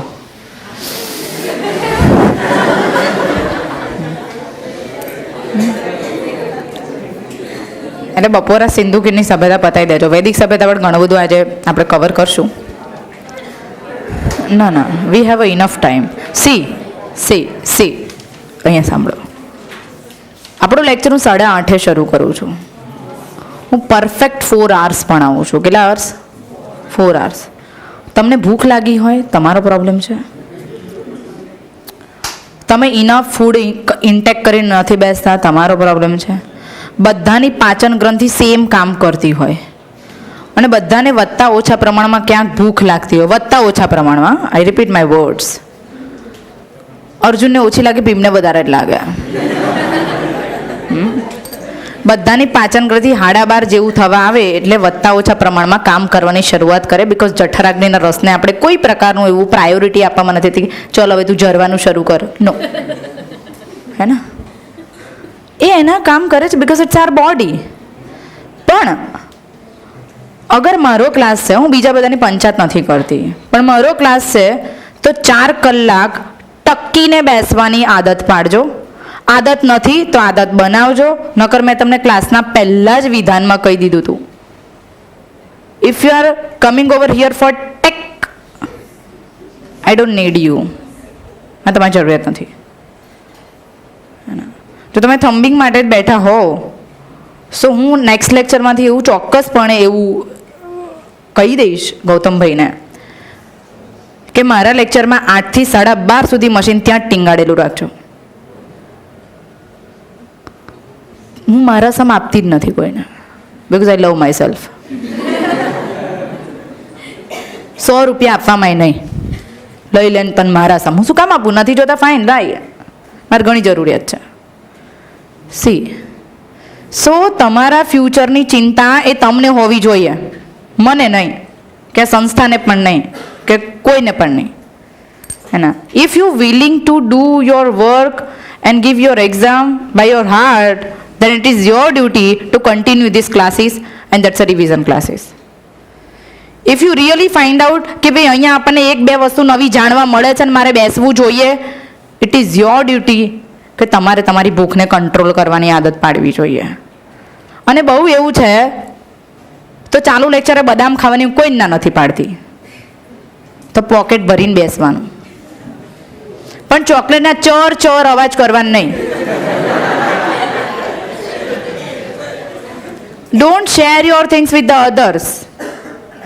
એનું લઈને બેસશે, તમે તમારે લઈને બેસો. કુચ અવાજ ના આવવા જોઈએ ચાલુ લેક્ચર. અને સારામાં સારી આદત છે પાણીની બોટલ પોતાની લઈને બેસો, જેથી if you are feeling low then drink water, કે જેમાં લેમન કે કંઈ પણ વસ્તુ તમે એડ કરેલું હોય. આ બધી જ વસ્તુ તમે કરી શકો છો, પણ અહીંયા ક્લાસ હું 4 કલાકનો પાક્કો લઈશ. અગર મેં ક્લાસ 11 વાગે શરૂ કર્યો છે તો હું 12:30 થી 1ની વચ્ચે જ ક્લાસ પૂરો કરીશ. તમારી મેસમાં તમે એક સામટા બધા જશો ને તો કોઈ તમને ખાવાનું નહીં આપે એવું નહીં બને. અને એવું હશે તો હું કહી દે કે આ બધાને ખાવા આલજો, કોઈને ભૂખ્યા ના રાખતા, હે ને. અને તમે આટલા બધા જશો તો દે સર્વ યુ, કારણ કે સંસ્થા તમારા માટે કામ કરે છે, હે ને. સો પ્લીઝ નેક્સ્ટ લેક્ચરમાં હું કોઈ તમને સલાહ સૂચન નહીં આપું. યાદ રાખજો કે અગર મારો અને તમારા લેક્ચર 8 વાગે શરૂ કરો તો હું અહીંયા 8 વાગે આવી જઈશ. ખાલી નેક્સ્ટ લેક્ચરમાં કહેવડાવી દઈશ, મેડમને કહેજો 8 વાગે આવી જાય, હે ને. 8 વાગે આવશો? ફાઇન, તો હું પણ 8 વાગે આવીશ. નેક્સ્ટ લેક્ચર આપણો ક્લાસ 8 વાગ્યાનો હશે, 8:30નો નહીં હોય. ઓકે, 7નો માં નહીં બને. The reason behind that is હું 7 વાગે આવી જાઉં, પણ મારો 5 વર્ષના બાળકને મારે તૈયાર કરીને આવવાનો હોય છે સ્કૂલ માટે. તો એ 8:30 છે ને, એને સ્કૂલ જવાનો ટાઈમિંગ હોય, એટલે એને 7:45 તૈયાર કરીને સોફા પર બેસાડી નીકળું તો મારે અહીંયા આવતા 15 થી 20 મિનિટ થાય એમ. એટલે એ પાછું શું, પછી વધારે વહેલા 7 વાગે અહીંયા પહોંચો ને મારે 6 વાગે ઉઠાડવું પડે. 2 કલાક પછી ઘરે રૂમાડા લે, બીજું કંઈ ના કરે, હે ને. સો 2 કલાકે શું કરે, એટલા માટે 8 વાગ્યાનો that's a average time of all classes. તો નેક્સ્ટ સેક્શનથી આપણો ક્લાસ 8 વાગ્યાનો હશે, જેથી તમે 12:30 સુધી પેશન્સફુલી વિથ 20 મિનિટ્સ બ્રેક બેસી શકો. ઓકે, સો આજના લેક્ચર પૂરતું બેર કરી લો કે 9:15 વાગ્યા સુધી આપણો ક્લાસ ચાલશે. ઓકે, અગર 9:15 કીધો છે તો 12:45 ઘડિયાળમાં જોઈને બંધ કરી દઈશ. Okay, so don't worry about it. તમારું ટેન્શન તમારા કરતાં વધારે મને છે. ચલો ધ્યાન અહીંયા. હવે કોઈ અંદર ચર્ચા નહીં, હા please. We have half an hours only. વૈદિક સભ્યતાને અગર તમારે રિવાઇઝ કરવી છે તો ખાલી ને ખાલી કમ્પેરિઝનથી કરવાની. Maximum we have to do comparison in the વૈદિક કલ્ચર.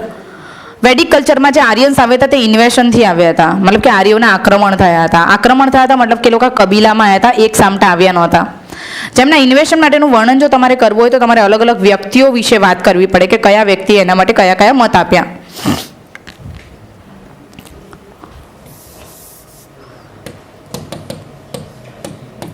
વૈદિક સભ્યતાને આર્ય સંસ્કૃતિ કહીએ છીએ આપણે.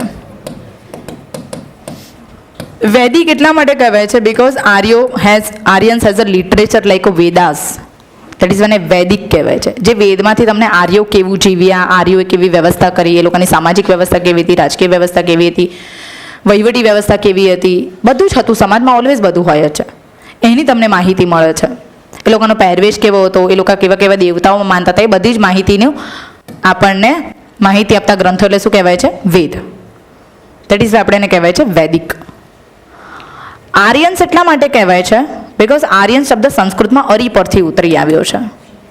શેના પરથી ઉતરી આવ્યો છે? અરી. અરીનો અર્થ અહીંયા દુશ્મન નથી થતો, નવાંગ તુક થાય છે. શું થાય છે? નવાંગ તુક. શું બોલી હું? નવા આવેલા લોકો, અથવા તો પાછળથી આવેલા લોકો, અથવા તો આર્યોનો સીધો અર્થ થાય શ્રેષ્ઠ. ધેટ ઇઝ વાય આપણે ઘણા બધા ડાયલોગ્સ ઇન ધ સંસ્કૃત જોઈએ છે. હે આર્ય. આર્ય એનો અર્થ છે હે શ્રેષ્ઠ વ્યક્તિ, આપકા હમારે દરબાર મેં સ્વાગત હૈ. એટલે આર્યનો અર્થ જ શ્રેષ્ઠતા સાથે છે. એ લોકોએ અપનાવી લીધું કે અમે શ્રેષ્ઠ જ છીએ. તમારે અમને કહેવાની જરૂરત નથી કે હુ વી આર, અમે છીએ જ એકદમ જબરજસ્ત. તો આર્યસ લોકોએ અપનાવી લીધું કે અમે શ્રેષ્ઠ છીએ, અમે નવા આવેલા છીએ અને અમારી પાસે સમથિંગ ન્યૂ છે કે જે આઈવીસી પાસે નહોતું. આ લોકો પાસે નવી નવી પ્રકારની શું હતી? લિપિ. તો આર્યન્સ આવવાથી we have a different kind of the script known as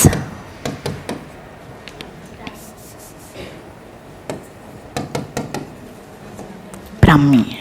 આર્યન્સની ancient script કહેવાય છે બ્રાહ્મી. કઈ કહેવાય છે? Then they developed Devanagari. Mind my words, they first developed, then they developed Devanagari. First, then Devanagari. Brahmi belongs to two languages. First, then Pali. This belongs to only Sanskrit. So Aryans developed three languages in the Aryabharta. In the Aryabharta. I repeat my words, Aryabharta. Prakrit, Pali, Sanskrit. Script and Devanagari. શું થયું? કેમ પેલા બધા ઝાંખે છે બાર ઊભા ઊભા?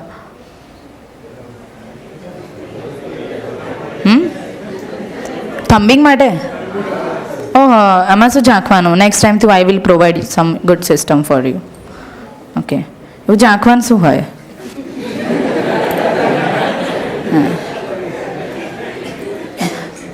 દિલ ફાડીને જીવતા શીખો. આવા ચમકલાઓ જીવનમાં આ કંઈ કોલેજ થોડી છે. જે વ્યક્તિ આવી રીતે જીવી નહીં શકતો એ વ્યક્તિ જીવનમાં કોઈ નહીં કરી લેવાનો. નહીં આવતા તો નહીં આવતા, થાય એ ફોડ લો.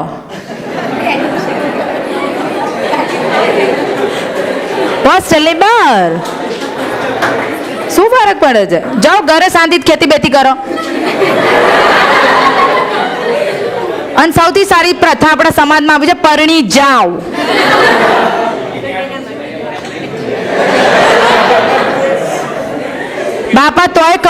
બાપા તોય તમારું પૂરું કરી દેશે. મા બાપ એટલે નિષ્ઠુર નથી. 2 લાફા મારશે તો 2 રોટલા તો હાલશે જ તે. એકવાર ટ્રાય કરવો જ કરી લેજો. આપણા મા બાપ એટલા સારા છે, લાફા મારીને માં ખવડાવવા આવે. આપણી સોસાયટી અમેરિકા અને કેનેડા જેવું નહીં, કેસ કરી નાખે. માં લાફા મારીને છોકરો ભૂખ્યો ને તો પહેલાં મોઢામાં કોળીઓ મૂકવા આવશે. એટલી તો આપણી સોસાયટીમાં સારું છે, હે ના? તો નેક્સ્ટ લેક્ચરમાંથી મહેરબાની કરીને જો થમ્બિંગ માટે આવતા જ ના આવતા ને બહારથી કોઈ ઝાંકતો જ કહી દેજો, મેડમને ગમતું નહીં ઝાંકવું. ઝાંકશે ને તો અંદર પકડીને બેહાડી દઈશ કે ત્યાંથી તડીપાર કરી નાખીશ, નામ પૂછીને, હે ને? અને જો તમે કોઈ ઝાંકશો ને તો ગયા તમે પણ. શું ઝાંકવાનું, હે? એટલે કહી દેજો તમારા જ. અલા ભાઈ શું છે? તો ખોલો તો પેલું બાયણું, ખોલ બાયણું. કહી દે કે ભાઈ અંદર આવીને બેસી જા, ઝાંક ઝાંક નહીં કરવાનું. થમ્બિંગ માટે બેઠા છો ને, અવેધી ના કરતા આવું. જો નહીં કરો. હજી કોઈ છે બોલી આવો બહાર જઈને.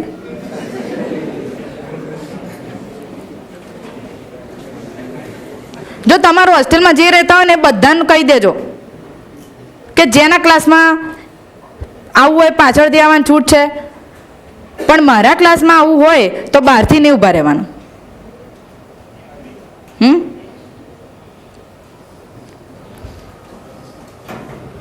લિપિ બ્રાહ્મી અને ભાષા પ્રાકૃત પાલી અને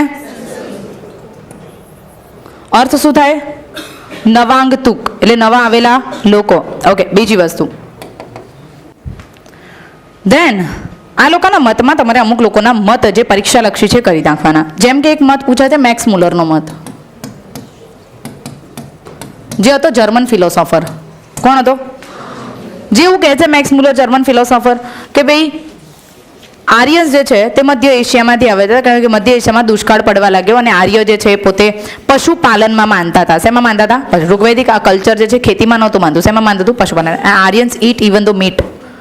આર્યન્સ જે છે તે માંસ ખાનારી અને માંસ ઉપર નભનારી પ્રજા હતી. માછલી નહોતા ખાતા. શું ખાતા હતા? માંસ. જે પ્રાણીઓને પાળતા હતા એ જ પ્રાણીઓને મારીને માંસ પણ ખાતા હતા. અને આપણા પૂર્વજો બધા માંસ ખાનારી પ્રજા હતી.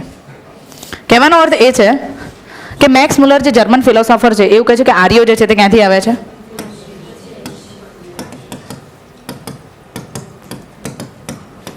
મધ્ય એશિયાના અલગ અલગ ક્ષેત્રમાંથી આવ્યા છે. જે અલગ અલગ રસ્તેથી આવ્યા હતા એટલા માટે આ કબીલાઈ વ્યવસ્થા કહેવાય. કઈ વ્યવસ્થા કહેવાય? અનુ, દ્રદુ, યદુ, પૂર્વસુ. અનુ, દ્રદુ, યદુ, પૂર્વસુ અને એક 5મો કબીલો છે. આવા કેટલા કબીલામાં આવ્યા હતા? 5 કબીલામાં આવ્યા હતા આર્યો. એક કબીલાનો વહન કરવાવાળો એક મુખ્ય રાજા હતો. એકનું નામ અનુ હશે તો અનુ કબીલો, દ્રદુ કબીલો, પૂર્વસુ કબીલો, બરાબર, યદુ કબીલો. આવા રીતે લોકો કેવા હતા? કબીલામાં આવ્યા હતા. તો આર્યન્સ હાઉ મેની કબીલાસ? 5 કબીલાસ એટ ધ પ્રાઇમરી પીરિયડ. આ લોકોનું મુખ્ય કામ શું હતું? ખેતી નહીં. શું હતું? પશુપાલન. ક્યાંથી આવ્યા હતા? મધ્ય એશિયામાંથી. આવું કોણ કહે છે? મેક્સ મુલર એવું કહે છે કે વેદો જે છે તે આર્યન સંસ્કૃતિને જાણવાનો સૌથી મહત્વપૂર્ણ સ્ત્રોત છે. પરંતુ ભારતીય સમાજની સૌથી મોટી બર્બરતા એ છે કે વેદો જે છે તે પાંડિત્યપૂર્ણ છે. કેવા છે? પાંડિત્યપૂર્ણ. છતાં પણ ભારતીય સમાજ માટે નિરસ છે. કેમ? કે ભારતીય સમાજમાં સંસ્કૃત જ નથી, કોઈને સંસ્કૃત ભણવું જ નથી. તો મેક્સ મુલરના મત પ્રમાણે એવું કહેવાય છે કે એને વેદો માટે એવું કીધું કે તે ભારતીય સમાજ માટે પાંડિત્યપૂર્ણ છે. કેવા છે? પાંડિત્ય. એવા જબરજસ્ત રચા છે કે અગર કોઈ એક વખત એને સમજી લે ને તેમ લાગે કે આ તો પંડિતાઈવાળા ગ્રંથો છે. પરંતુ ભારતીય સમાજ માટે આ ગ્રંથો જ કેવા છે? નીરસ છે. કારણ કે એમાં કોઈ શોધ કે ખોજ કે માણસો એને વાંચ્યા નથી. આવું કહેવાવાળો વ્યક્તિ કોણ હતો? જ્યારે મનુભાઈ પંચોળી વેદો માટે એવું કહેવાય છે કે તે આર્યોના જીવનની આરસી છે, આર્યોના જીવનનો અરીસો છે. તો મનુભાઈ પંચોળીના મતે, જેમને દર્શક કહેવામાં આવે છે, શું કહેવામાં આવે છે? મનુભાઈ પંચોળી એટલે કોણ? દર્શક. ગુજરાતી સાહિત્ય માં મનુભાઈ પંચોળીએ વેદોને આર્યોના જીવનનો શું કીધો? અરીસો. જ્યારે મેક્સ મુલર એવું કીધું કે વેદો પાંડિત્યપૂર્ણ છે પરંતુ ભારતીય સમાજ માટે કેવા છે? નીરસ છે. આર્યન્સ જે છે તે મધ્ય એશિયામાંથી આવનારો એવું કહેવાનારો વ્યક્તિ અને એના મત ઉપર લોકોએ સ્વીકાર કરનારા પણ ઘણા બધા લોકો હતા. એટલે કોનો મત માન્ય રાખવામાં આવ્યો? મેક્સ મુલરનો મત જે છે માન્ય રાખવામાં એઝ વેલ. બીજું, ભારતના ઘણા બધા વ્યક્તિઓએ એમના માટે અલગ અલગ મત કીધા છે. જેમ કે દયાનંદ સરસ્વતીએ કીધું હતું કે આર્યો ક્યાંથી આવ્યા છે. લોકમાન્ય તિલકે કીધું. લોકમાન્ય તિલકે કીધું કે આર્યો ક્યાંથી આવે છે? ઉત્તર ધ્રુવમાંથી. દયાનંદ સરસ્વતી કીધું કે આર્યો ક્યાંથી આવે છે? તિબેટમાંથી. ગંગાનાથ ઝાએ કીધું. શું બોલ્યા ગંગાનાથ ઝા? આર્યો ક્યાંથી આવે છે? ક્યાંથી આવે છે? બ્રહ્મદેશમાંથી આવે છે. ક્યાંથી આવે છે? પણ તમને ખબર જ નથી બ્રહ્મદેશ ક્યાં છે. બ્રહ્મદેશ એટલે બર્મા કહેવાય નહીં. જે બ્રહ્મદેશને બર્મા કહે છે આર્યોની ભાષામાં, એ ટોટલ ગપ્પા મારે છે. હા ના, સમજો.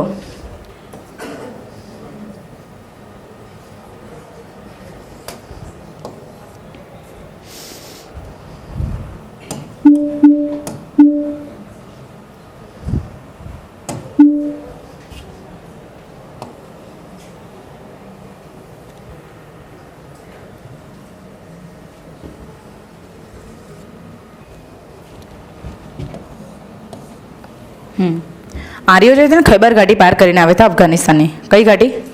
ખૈબર ઘાટી. તો ખૈબર ઘાટીએ ઘણી બધી વસ્તુને, ખૈબર અને બોલન, ભારતીય સમાજની દશા અને દિશા બધા માટે જવાબદાર બે ઘાટ છે.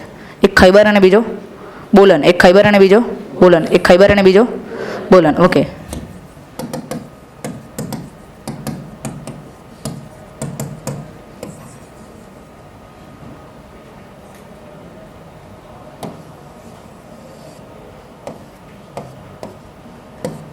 નદીઓનું આખું ક્ષેત્ર છે, સપ્ત સિંધુનું ક્ષેત્ર કહેવાય. તો આર્યો આવીને પહેલા ક્યાં વસ્યા? આર્યોને પહેલા ક્યાં વસ્યા? સપ્ત. તો ઋગ્વૈદિક કાળની સૌથી મહત્વપૂર્ણ નદી કઈ હતી? સિંધુ. ઋગ્વૈદિક કાળની સૌથી મહત્વપૂર્ણ નદી કઈ હતી? સિંધુ. સિંધુ અને તેની ટ્રિબ્યુટરીઝ. તો ઋગ્વેદમાં સૌથી વધારે વર્ણન નીચેનામાંથી કઈ નદીનું મળે છે? ઋગ્વેદમાં સૌથી વધારે વર્ણન કઈ નદીનું મળે છે? સિંધુ. પણ સૌથી પવિત્ર નદી તરીકે ઋગ્વૈદિક કાળમાં કઈ હતી? સરસ્વતી હતી. કઈ હતી? જે સરસ્વતી જે છે અહીંયાથી નીચેથી વહે છે. ક્યાંથી વહે છે? નીચેથી. સરસ્વતી અને શારદા મળીને ઘગ્ગરનું નિર્માણ કરે છે. સરસ્વતી અને શારદા મળીને કઈ નદીનું નિર્માણ કરે છે? ઘગ્ગર. એટલે સિંધુથી સરસ્વતી સુધી આ લોકો ફેલાયેલા હતા. સરસ્વતીને માતેત્તમા નદીત્તમા કહેવાય છે. જે સરસ્વતી નદી ખરેખર અહીંયાથી નીકળે છે. ગંગોત્રી યમનોત્રી ગ્લેશિયરની મધ્યમાંથી સરસ્વતી નીકળે છે. તો એમ કહેવાય છે કે સપ્ત સિંધુની સભ્યતા, સપ્તસિંધુ. આર્ય પણ ક્યાં આવીને વસ્યા? સપ્તસિંધુમાં. પણ એ લોકો જે છે એ લોકોનું ઋગ્વૈદિક કાળમાં, કયા કાળમાં? ઋગ્વૈદિક કાળમાં એ લોકો અહીંયાથી અહીંયા સુધી માઇગ્રેટ થયા. રાઈટ. અહીંયાથી અહીંયા. તો આ સતલુજને જેવી પાર કરે ને તે લોકોએ આ દેશને નામ આપ્યું, આ દેશને એ લોકોએ નામ આપ્યું, કયો દેશ નામ આપ્યું? તો સતલુજથી લઈને ગંગા નદીનું જે આખું ક્ષેત્ર હતું, સતલુજથી ગંગા નદીનું ક્ષેત્ર કયું ક્ષેત્ર કહેવાય? ફરી એક વખત, સતલુજથી ગંગાનું ક્ષેત્ર બ્રહ્મદેશ કહેવાયું. Is it clear? અત્યારે પંજાબથી લઈને મથુરા ઉત્તર પ્રદેશ સુધી આ બ્રહ્મદેશનું ક્ષેત્ર ફેલાયેલું છે, અહીંયા સુધી.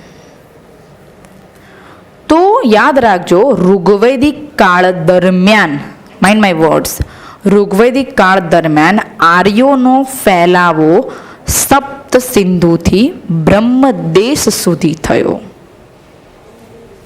સપ્ત સિંધુથી બ્રહ્મદેશ સુધી થયો. હજી તો બ્રહ્મદેશમાં એન્ટ્રી જ મારી છે અને હજી કળશ તેને ઉડાડ્યો છે. આ યાદ છે. શું જોઈને આવ્યા હતા? સિંધુ. શું પાર કરીને આવ્યા હતા? સરસ્વતી. ક્યાં પહોંચે છે? યમુના. અને એની આગળ છે ગંગા. તો ઋગ્વૈદિક કાળમાં નદી સૂક્ત આવે છે. ઋગ્વેદમાં નદી સૂક્ત આવે છે. કયું સૂક્ત આવે છે? સૂક્ત છે ઋગ્વેદમાં, નદી સૂક્ત. નદી સૂક્તમાં ભારતની 21 નદીઓનો ઉલ્લેખ છે. કેટલી નદીઓનો ઉલ્લેખ છે? 21. 21 નદીઓમાં સૌથી વધારે ઉલ્લેખ સિંધુનો છે. પવિત્ર નદી તરીકે ઉલ્લેખ સરસ્વતીનો છે. યમુનાનો ઉલ્લેખ 3 વાર છે અને ગંગાનો ઉલ્લેખ 1 વાર છે. સૌથી વધારે ઉલ્લેખ પછી यमुना कितनी बार मात्र એટલે यमुना से वो लोग अवगत थे पर नए नए थे. कैसे थे? नए नए. ऐसा नहीं था कि भाई हाँ यस ऐसे नहीं, नए नए थे. और गंगा तो एक ही, अभी तो नई नई लड़की ही देखी है गंगा, ऐसा था इनका कार्य. अभी गंगा का चाम इनको पता ही नहीं चला. समझे? तो આવું વર્ણન તમને જોવા મળે છે ક્યાં? ऋग्वेदમાં. તો ये બ્રહ્મદેશ है. હવે આનાથી આગળ જાઓ તો આખું મેદાની ક્ષેત્ર આવે છે. ઉત્તર ભારતનું સૌથી ફળદ્રુપ મેદાન, જે બારેમાસી નદીઓનું મેદાન કહેવાય. ગંગાનું અહીંયા જે છે કેવી છે, કે અહીંયા ગંગાનું આખું તંત્ર છે. આ ગંગાનું તંત્ર જે છે અહીંયા તમને જાળીદાર જોવા મળે. કેવું જોવા મળે? જાળીદાર, વૃક્ષાકાર. સોરી, ગંગાનું નદીતંત્ર વૃક્ષાકાર છે. તો વૃક્ષાકાર નદીતંત્રની આસપાસ જે પણ બધી સભ્યતા વસી, આખો દેશ જે છે તે બ્રહ્મર્ષિ દેશ કહેવાય છે. કયો દેશ કહેવાય છે? બ્રહ્મર્ષિ.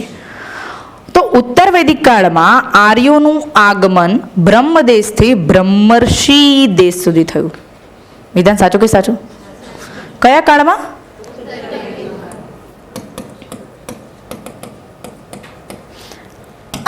આથી આ કયો કાળ હતો? ઋગ્વૈદિક કાળ. આથી આ કયો કાળ હતો? ઉત્તર વૈદિક કાળ. તો ઉત્તર વૈદિક કાળના આર્ય અગર જો મેદાનમાં આવીને વસી ગયા તો પ્રધાનતા પશુપાલન હશે કે ખેતી હશે? તો ઉત્તર વૈદિક કાળની આર્ય પ્રજા શેના પર નભતી હતી અને ઋગ્વૈદિક કાળની પ્રજા? Basically different. ક્ષેત્ર જાણો. આર્યો આવ્યા હતા અહીંયાથી. અહીંયા મહત્વપૂર્ણ વિદ્યાપીઠ બની. કઈ બની? તક્ષશિલા. વિદ્યાનો વિકાસ અહીંયા થયો કારણ કે ઋગ્વેદ અહીંયા આ બાજુના ક્ષેત્રમાં લખાયો. અને આર્યો આવતા આવતા આવતા છેક ક્યાં સુધી પ્રસરી ગયા? બંગાળ સુધી. તો આ થઈ ગયું તામ્રલિપ્તિ. બંગાળનું સૌથી મહત્વપૂર્ણ બંદર કયું? તો देखिए अब तक्षशिला से ताम्रलिप्ति तक आर्यंस जो थे ઋગ્વૈદિક કાળમાં હિમાલય સુધી પહોંચી ગયા હતા. અને હિમાલયનું શિખર જ્યાં સુધી લોકો પહોંચી શક્યા તેનું નામ છે મુંજાવત. કયું? તો ઋગ્વેદમાં હિમાલયનું એક શિખરની માહિતી મળે છે જેનું નામ છે મુંજાવત નામનું શિખર. કયું શિખર? તો ઋગ્વૈદિક કાળના આર્યએ હિમાલયના કયા શિખર વિશે ચર્ચા કરી છે ઋગ્વેદમાં? મુંજાવત નામના શિખર. કે જે શિખર પર જવા પાછળનો ઉદ્દેશ્ય હતો એક વનસ્પતિ.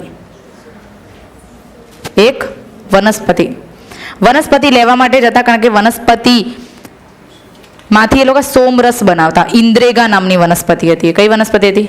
તો મુંજાવત શિખર પર આર્યોન્સે જવા પાછળનું રીઝન શું હતું? ઇન્દ્રેગા નામની વનસ્પતિ. કઈ વનસ્પતિ?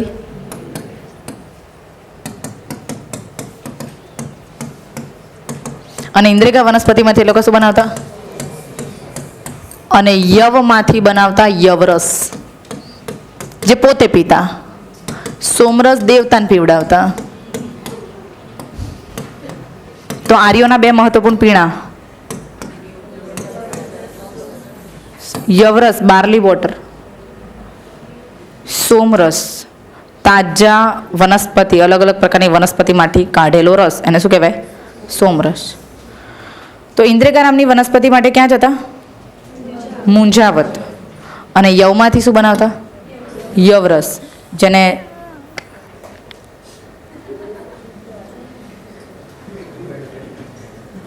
C if you are looking over here, જેટલા પણ લોકો પાછળથી આવે તમે અહીંથી ઝાંખો ને તો પહેલું ડિસ્ટર્બિંગ મને થાય. વિચાર કરો કે તમે અહીંયા ઊભા હોય અને બહારથી હું આમ કુદાક્યા મારી મારી જોઉં, આમ કુદાક્યા મારી, how it's look? It's nonsense and અનસિવિલાઇઝડ.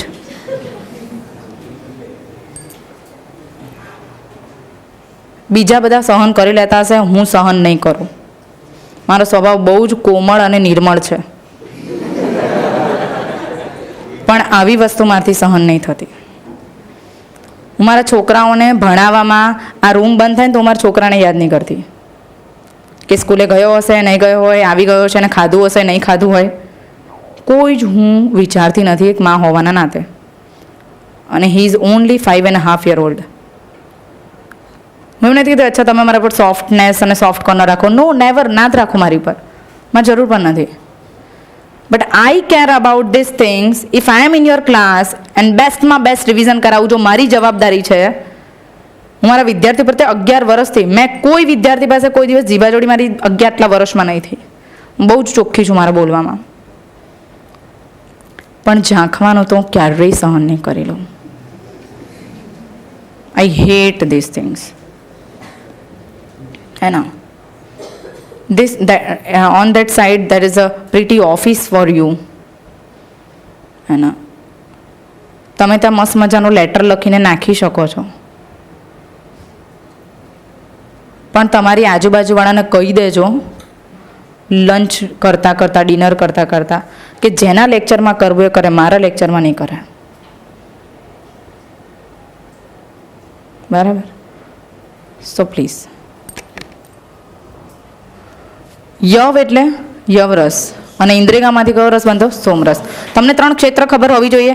સો આર્યન સંસ્કૃતિ જે છે તે તક્ષશિલાથી લઈને તામ્રલિપ્તિ સુધી વિસ્તરી, એટલા માટે આ આખો એરિયા હિમાચલ સે લેકે વિંધ્યાચલ તક, હિમાચલ સે લેકે બોલા ગયા આર્યવર્ત.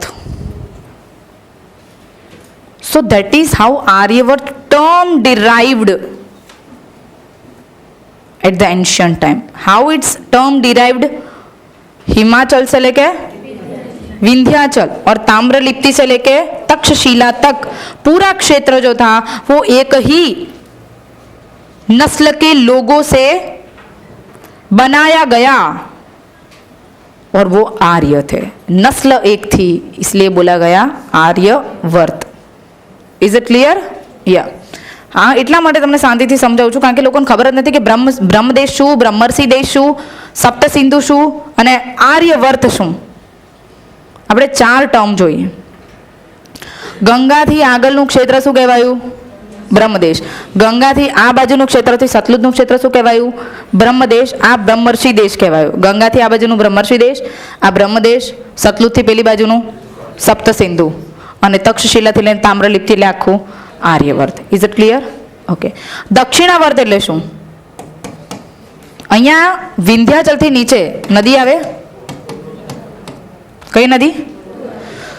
ગોદાવરીથી લઈને વહી ગઈ. ભારતની છેલ્લી નદી છે. કઈ? વહી ગઈ, પૂરી થઈ ગઈ. છેલ્લી આપણે કે ને વહી ગઈ, જતી રહી, પૂરી થઈ ગઈ. તો ગોદાવરીથી લઈને વહી ગઈ. વહી ગઈ ના બોલો તો કઈ વાત નહીં, કાવેરી બોલો. તો ગોદાવરીથી લઈને કાવેરીનું જે આખું ક્ષેત્ર આવે છે, પૂર્વ ઘાટ અને પશ્ચિમ ઘાટ બંનેને કવર કરે છે. આખું ક્ષેત્ર દક્ષિણ ભારતનો ભાગ છે. તો શું થઈ ગયું? દક્ષિણાવર્ત. That's divided into the 2 places. One, दक्षिण. Second, दक्षिण और द्रविड़. तो दक्षिणावर्त that divided into the how many parts? 2. एक Deccan, Deccan, and then Dravida. Is it clear? So Dakshinavarta બહુ ક્લિયર ફોર્મ હોવું જોઈએ તમને. દખ્ખણ અને દ્રવિડ, અને એનાથી ઉપર જાઓ તો we have a whole Aryavarta. આટલું ટર્મ જો ક્લિયર હશે તો તમને વૈદિક કલ્ચર સમજાશે. બિકોઝ ભારતમાં અલગ અલગ જગ્યાએ જે લોકો વસે છે એના ક્યુઝિન્સ ફેર છે. ક્યુઝિન્સ એટલે કે ખાનપાન, એનું કલ્ચર અલગ છે. બિકોઝ એની આબોહવા અલગ છે. એ લોકોના દેવી દેવતા અલગ છે. એ લોકોના મંદિર બાંધવાના સ્ટ્રક્ચર્સ અલગ છે. બિકોઝ અલગ અલગ જગ્યાએ અલગ અલગ પ્રકારના સ્ટોન્સ, પથ્થર મળી આવે છે. જે પ્રમાણે એમના રિચ્યુઅલ્સ ડેવલપ થયા એ પ્રમાણેનું આર્કિટેક્ચર ડેવલપ થયું. એ પ્રમાણે એમના દેવી દેવતાની કહાનીઓ ડેવલપ થઈ. આ બધાનું ડેવલપમેન્ટ ઇટ્સ વૈદિક ડેવલપમેન્ટ. એને શું કહેવાય? વૈદિક ડેવલપમેન્ટ કહેવાય છે. એક કાળ આપણે જોઈએ છે જેને ઋગ્વૈદિક કાળ કહીએ છીએ. એક કાળ આપણે જોઈએ છે જેને આપણે ઉત્તર વૈદિક કાળ કહીએ છીએ. ઋગ્વૈદિક કાળની જે વાત કરવામાં આવે છે તે આપણી પાસે એક જ વેદ હતો જેને આપણે શું કહીએ છીએ? ઋગ્વેદ કહીએ છીએ. શું કહીએ છીએ? ઋગ્વેદ. તો ઋગ્વૈદિક કાળ ઘણો લાંબો છે. ઈસા પૂર્વ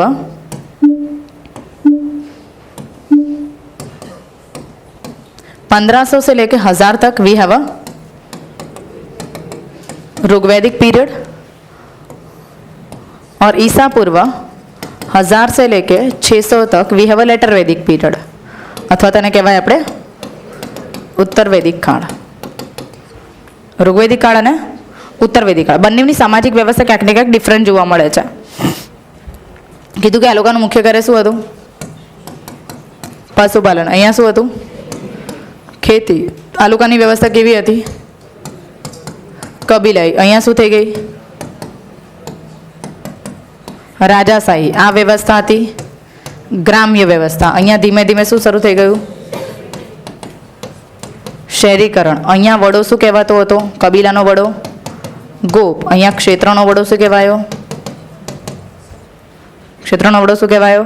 રાજા. In the later Vedic period you have this kinds of the patterns are there. Later Vedic period you have this kinds of the patterns are there. Later Vedic period જ્યારે તમે ઉત્તર ક્ષેત્રના કિંગ હો, ઉત્તર ક્ષેત્રના કિંગ હોય તો તમને વિરાટ કહેવામાં આવે. શું કહેવામાં આવે? વિરાટ. આ બાજુના તમે કિંગ હોય તો તમને સ્વરાટ કહેવામાં આવે. તમે પૂર્વ બાજુના કિંગ હોય તો તમને સમ્રાટ કહેવામાં આવે. મધ્યના કિંગ હોય તો તમને રાજા કહેવામાં આવે. અને તમે અહીંના કિંગ હોય તો તમને ભોજ કહેવામાં આવે. બટ આ system developed in the later Vedic period અથવા તો ઉત્તર વૈદિક કાળમાં થાય છે.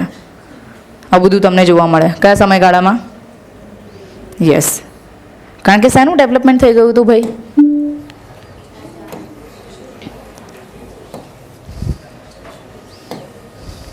શહેરીકરણ. ઓકે.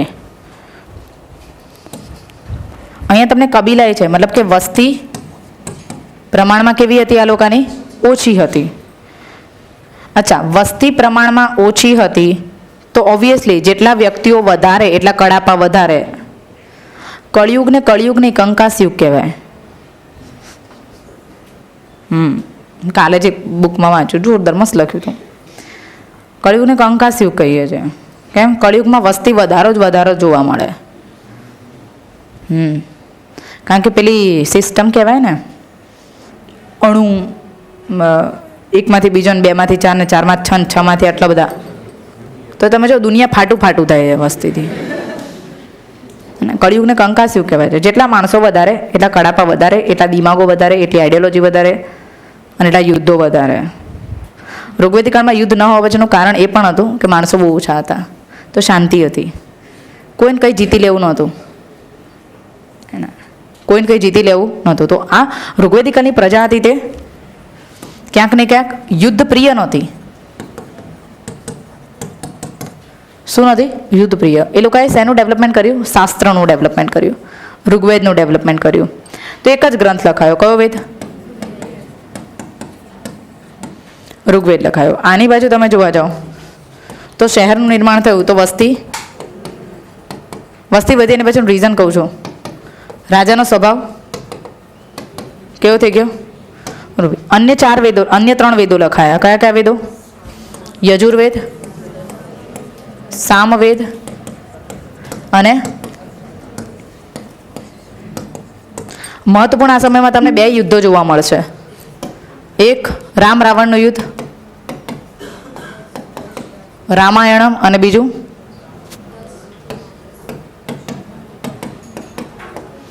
મહાભારત. રામાયણમાં રામ રાવણનું યુદ્ધ અને મહાભારત. તો અહીંયા બીજા 2 મહાકાવ્ય પણ લખાયા આ સમયગાળામાં. 3 વેદ અને બીજા 2 મહાકાવ્ય. અને મહાકાવ્ય કીધા છે. હમણાં જો વાંચતી હતી મહાભારતમાં, અમુક મહાભારતની વસ્તુ અમુક હું ડેલી લાઈફમાં બહુ વાંચતી હોઉં, ઘણું બધું શીખવા મળે. ભારતમાં એક વસ્તુ બહુ જબરજસ્ત વાંચી કે રાજા કોને કહેવાય? તો મહાભારતમાં એવું લખ્યું છે કે રાજા એને કહેવાય કે જે ન્યાયપ્રિય હોય, સંવેદનશીલ હોય,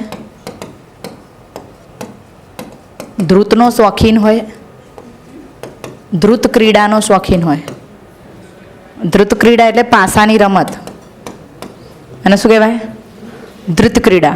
अगर कोई राजा को धृत क्रीड़ा के लिए निमंत्रित किया जाता है तो कोई कायर ही होगा जो उसके लिए मना करेगा. अगर गर्व की बात करनी है तो राजा को हमेशा धृत खिलते रहना चाहिए. तो युधिष्ठिर जो थे वो किसमें प्रख्यात थे?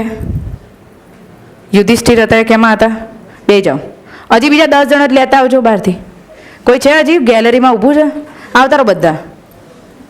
આવતા રહો. છે હજી બીજા કોઈ બહાર?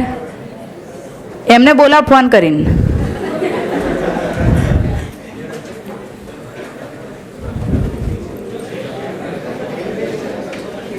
અહીંયા છે આગળ જગ્યા, ખુરશી છે. મિસ કોલ માર દો હજી કોઈ હોય તો, કે મેડમ આવકારે છે બધાને.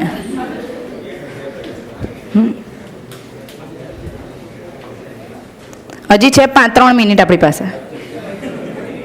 કોઈ રહી ના જવું જોઈએ. કેટલું કોમ્પ્રોમાઇઝ કર્યું તમે ફૂડ સાથે, હે ને, કે ભાઈ થંભ લગાવીને જ ખાવા જવું એમ. તો રાજાની સ્વભાવ શું હતો? ધૃત ક્રીડા. બીજું સંવેદનશીલ, ન્યાયપ્રિય, હે ને. એક યુદ્ધ માટે હંમેશા તત્પર. બીજું યુદ્ધ કરવા માટે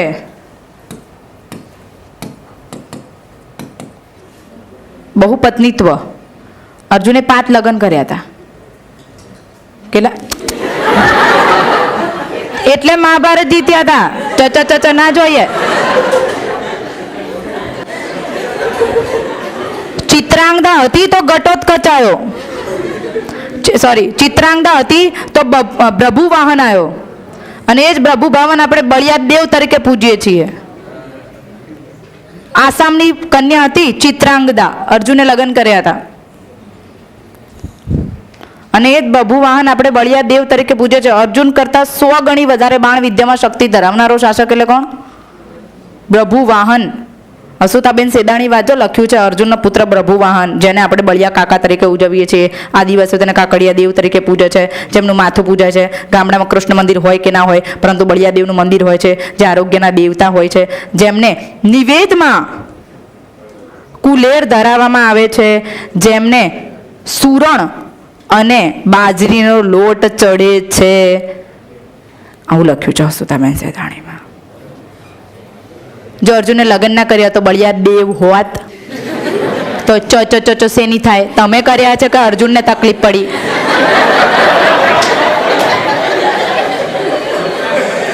કુછ ભી, મતલબ કુછ ભી.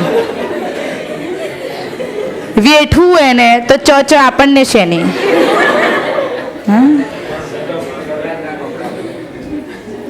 યાદ રાખો, કોણે કીધું જીપીએસસી ની તૈયારી કરો? હમ દીધા કોઈએ? खेती करो यार, लफड़ा चाहिए ही नहीं, है ना, जीवन में.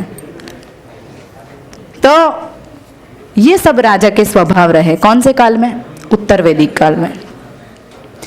વધુ પત્ની રાખવી એ તો ગર્વ કહેવાતું. કયા કાળમાં? ઉત્તર. અત્યારે લો છે એટલા માટે લોકો લગ્ન નહીં કરતા, બાકી તત્પર તો કેટલાય હશે. Don't worry. એ હમણાં નીકાળી જવો લો. ધાબા ઉપર મકાન બનાવે માયલા માણસ છે, હે ને. Don't worry. આપણે એટલા માટે બહુ સરસ રીતે જીવી શકીએ છીએ બિકોઝ આપણે કાયદાના બંધનમાં છીએ. બાકી આજે મહાભારત થાય તો આ બધી વસ્તુ તમને કયા સમયગાળામાં જોવા મળે છે? મહાભારતમાં જોવા મળે છે. આ બધી જ પ્રક્રિયા કયા કાળમાં થઈ? ઉત્તર વૈદિક કાળમાં. નેક્સ્ટ લેક્ચરમાં આપણે કમ્પેરિઝન જોઈશું. કમ્પેરિઝન, સીધે સીધું સમાજ વ્યવસ્થાનું કમ્પેરિઝન, વસ્ત્રમાં કમ્પેરિઝન, પછી દેવતાઓમાં કમ્પેરિઝન, ઋગ્વેદિક ઉત્તરવૈદિક, ઋગ્વેદિક ઉત્તરવૈદિક. ફટાફટ કમ્પેરિઝન થશે તો તમને આખું ક્લિયર થઈ જશે. અને વેદોની જે ચર્ચા જે પરીક્ષામાં પૂછાઈ ગયેલું કે ફલાણી વસ્તુ કયા વેદમાંથી લેવામાં આવી, ફલાણી વસ્તુ કયા ઉપનિષદમાંથી લેવામાં આવી, એ નેક્સ્ટ લેક્ચરનો આપણો વૈદિક સભ્યતાનો ટોપિક જ્યારે પૂરો થઈ જશે ત્યારે આપણે કમ્પેરિઝન કરીશું જૈનિઝમ અને બૌદ્ધિઝમ, મહાજન પદ.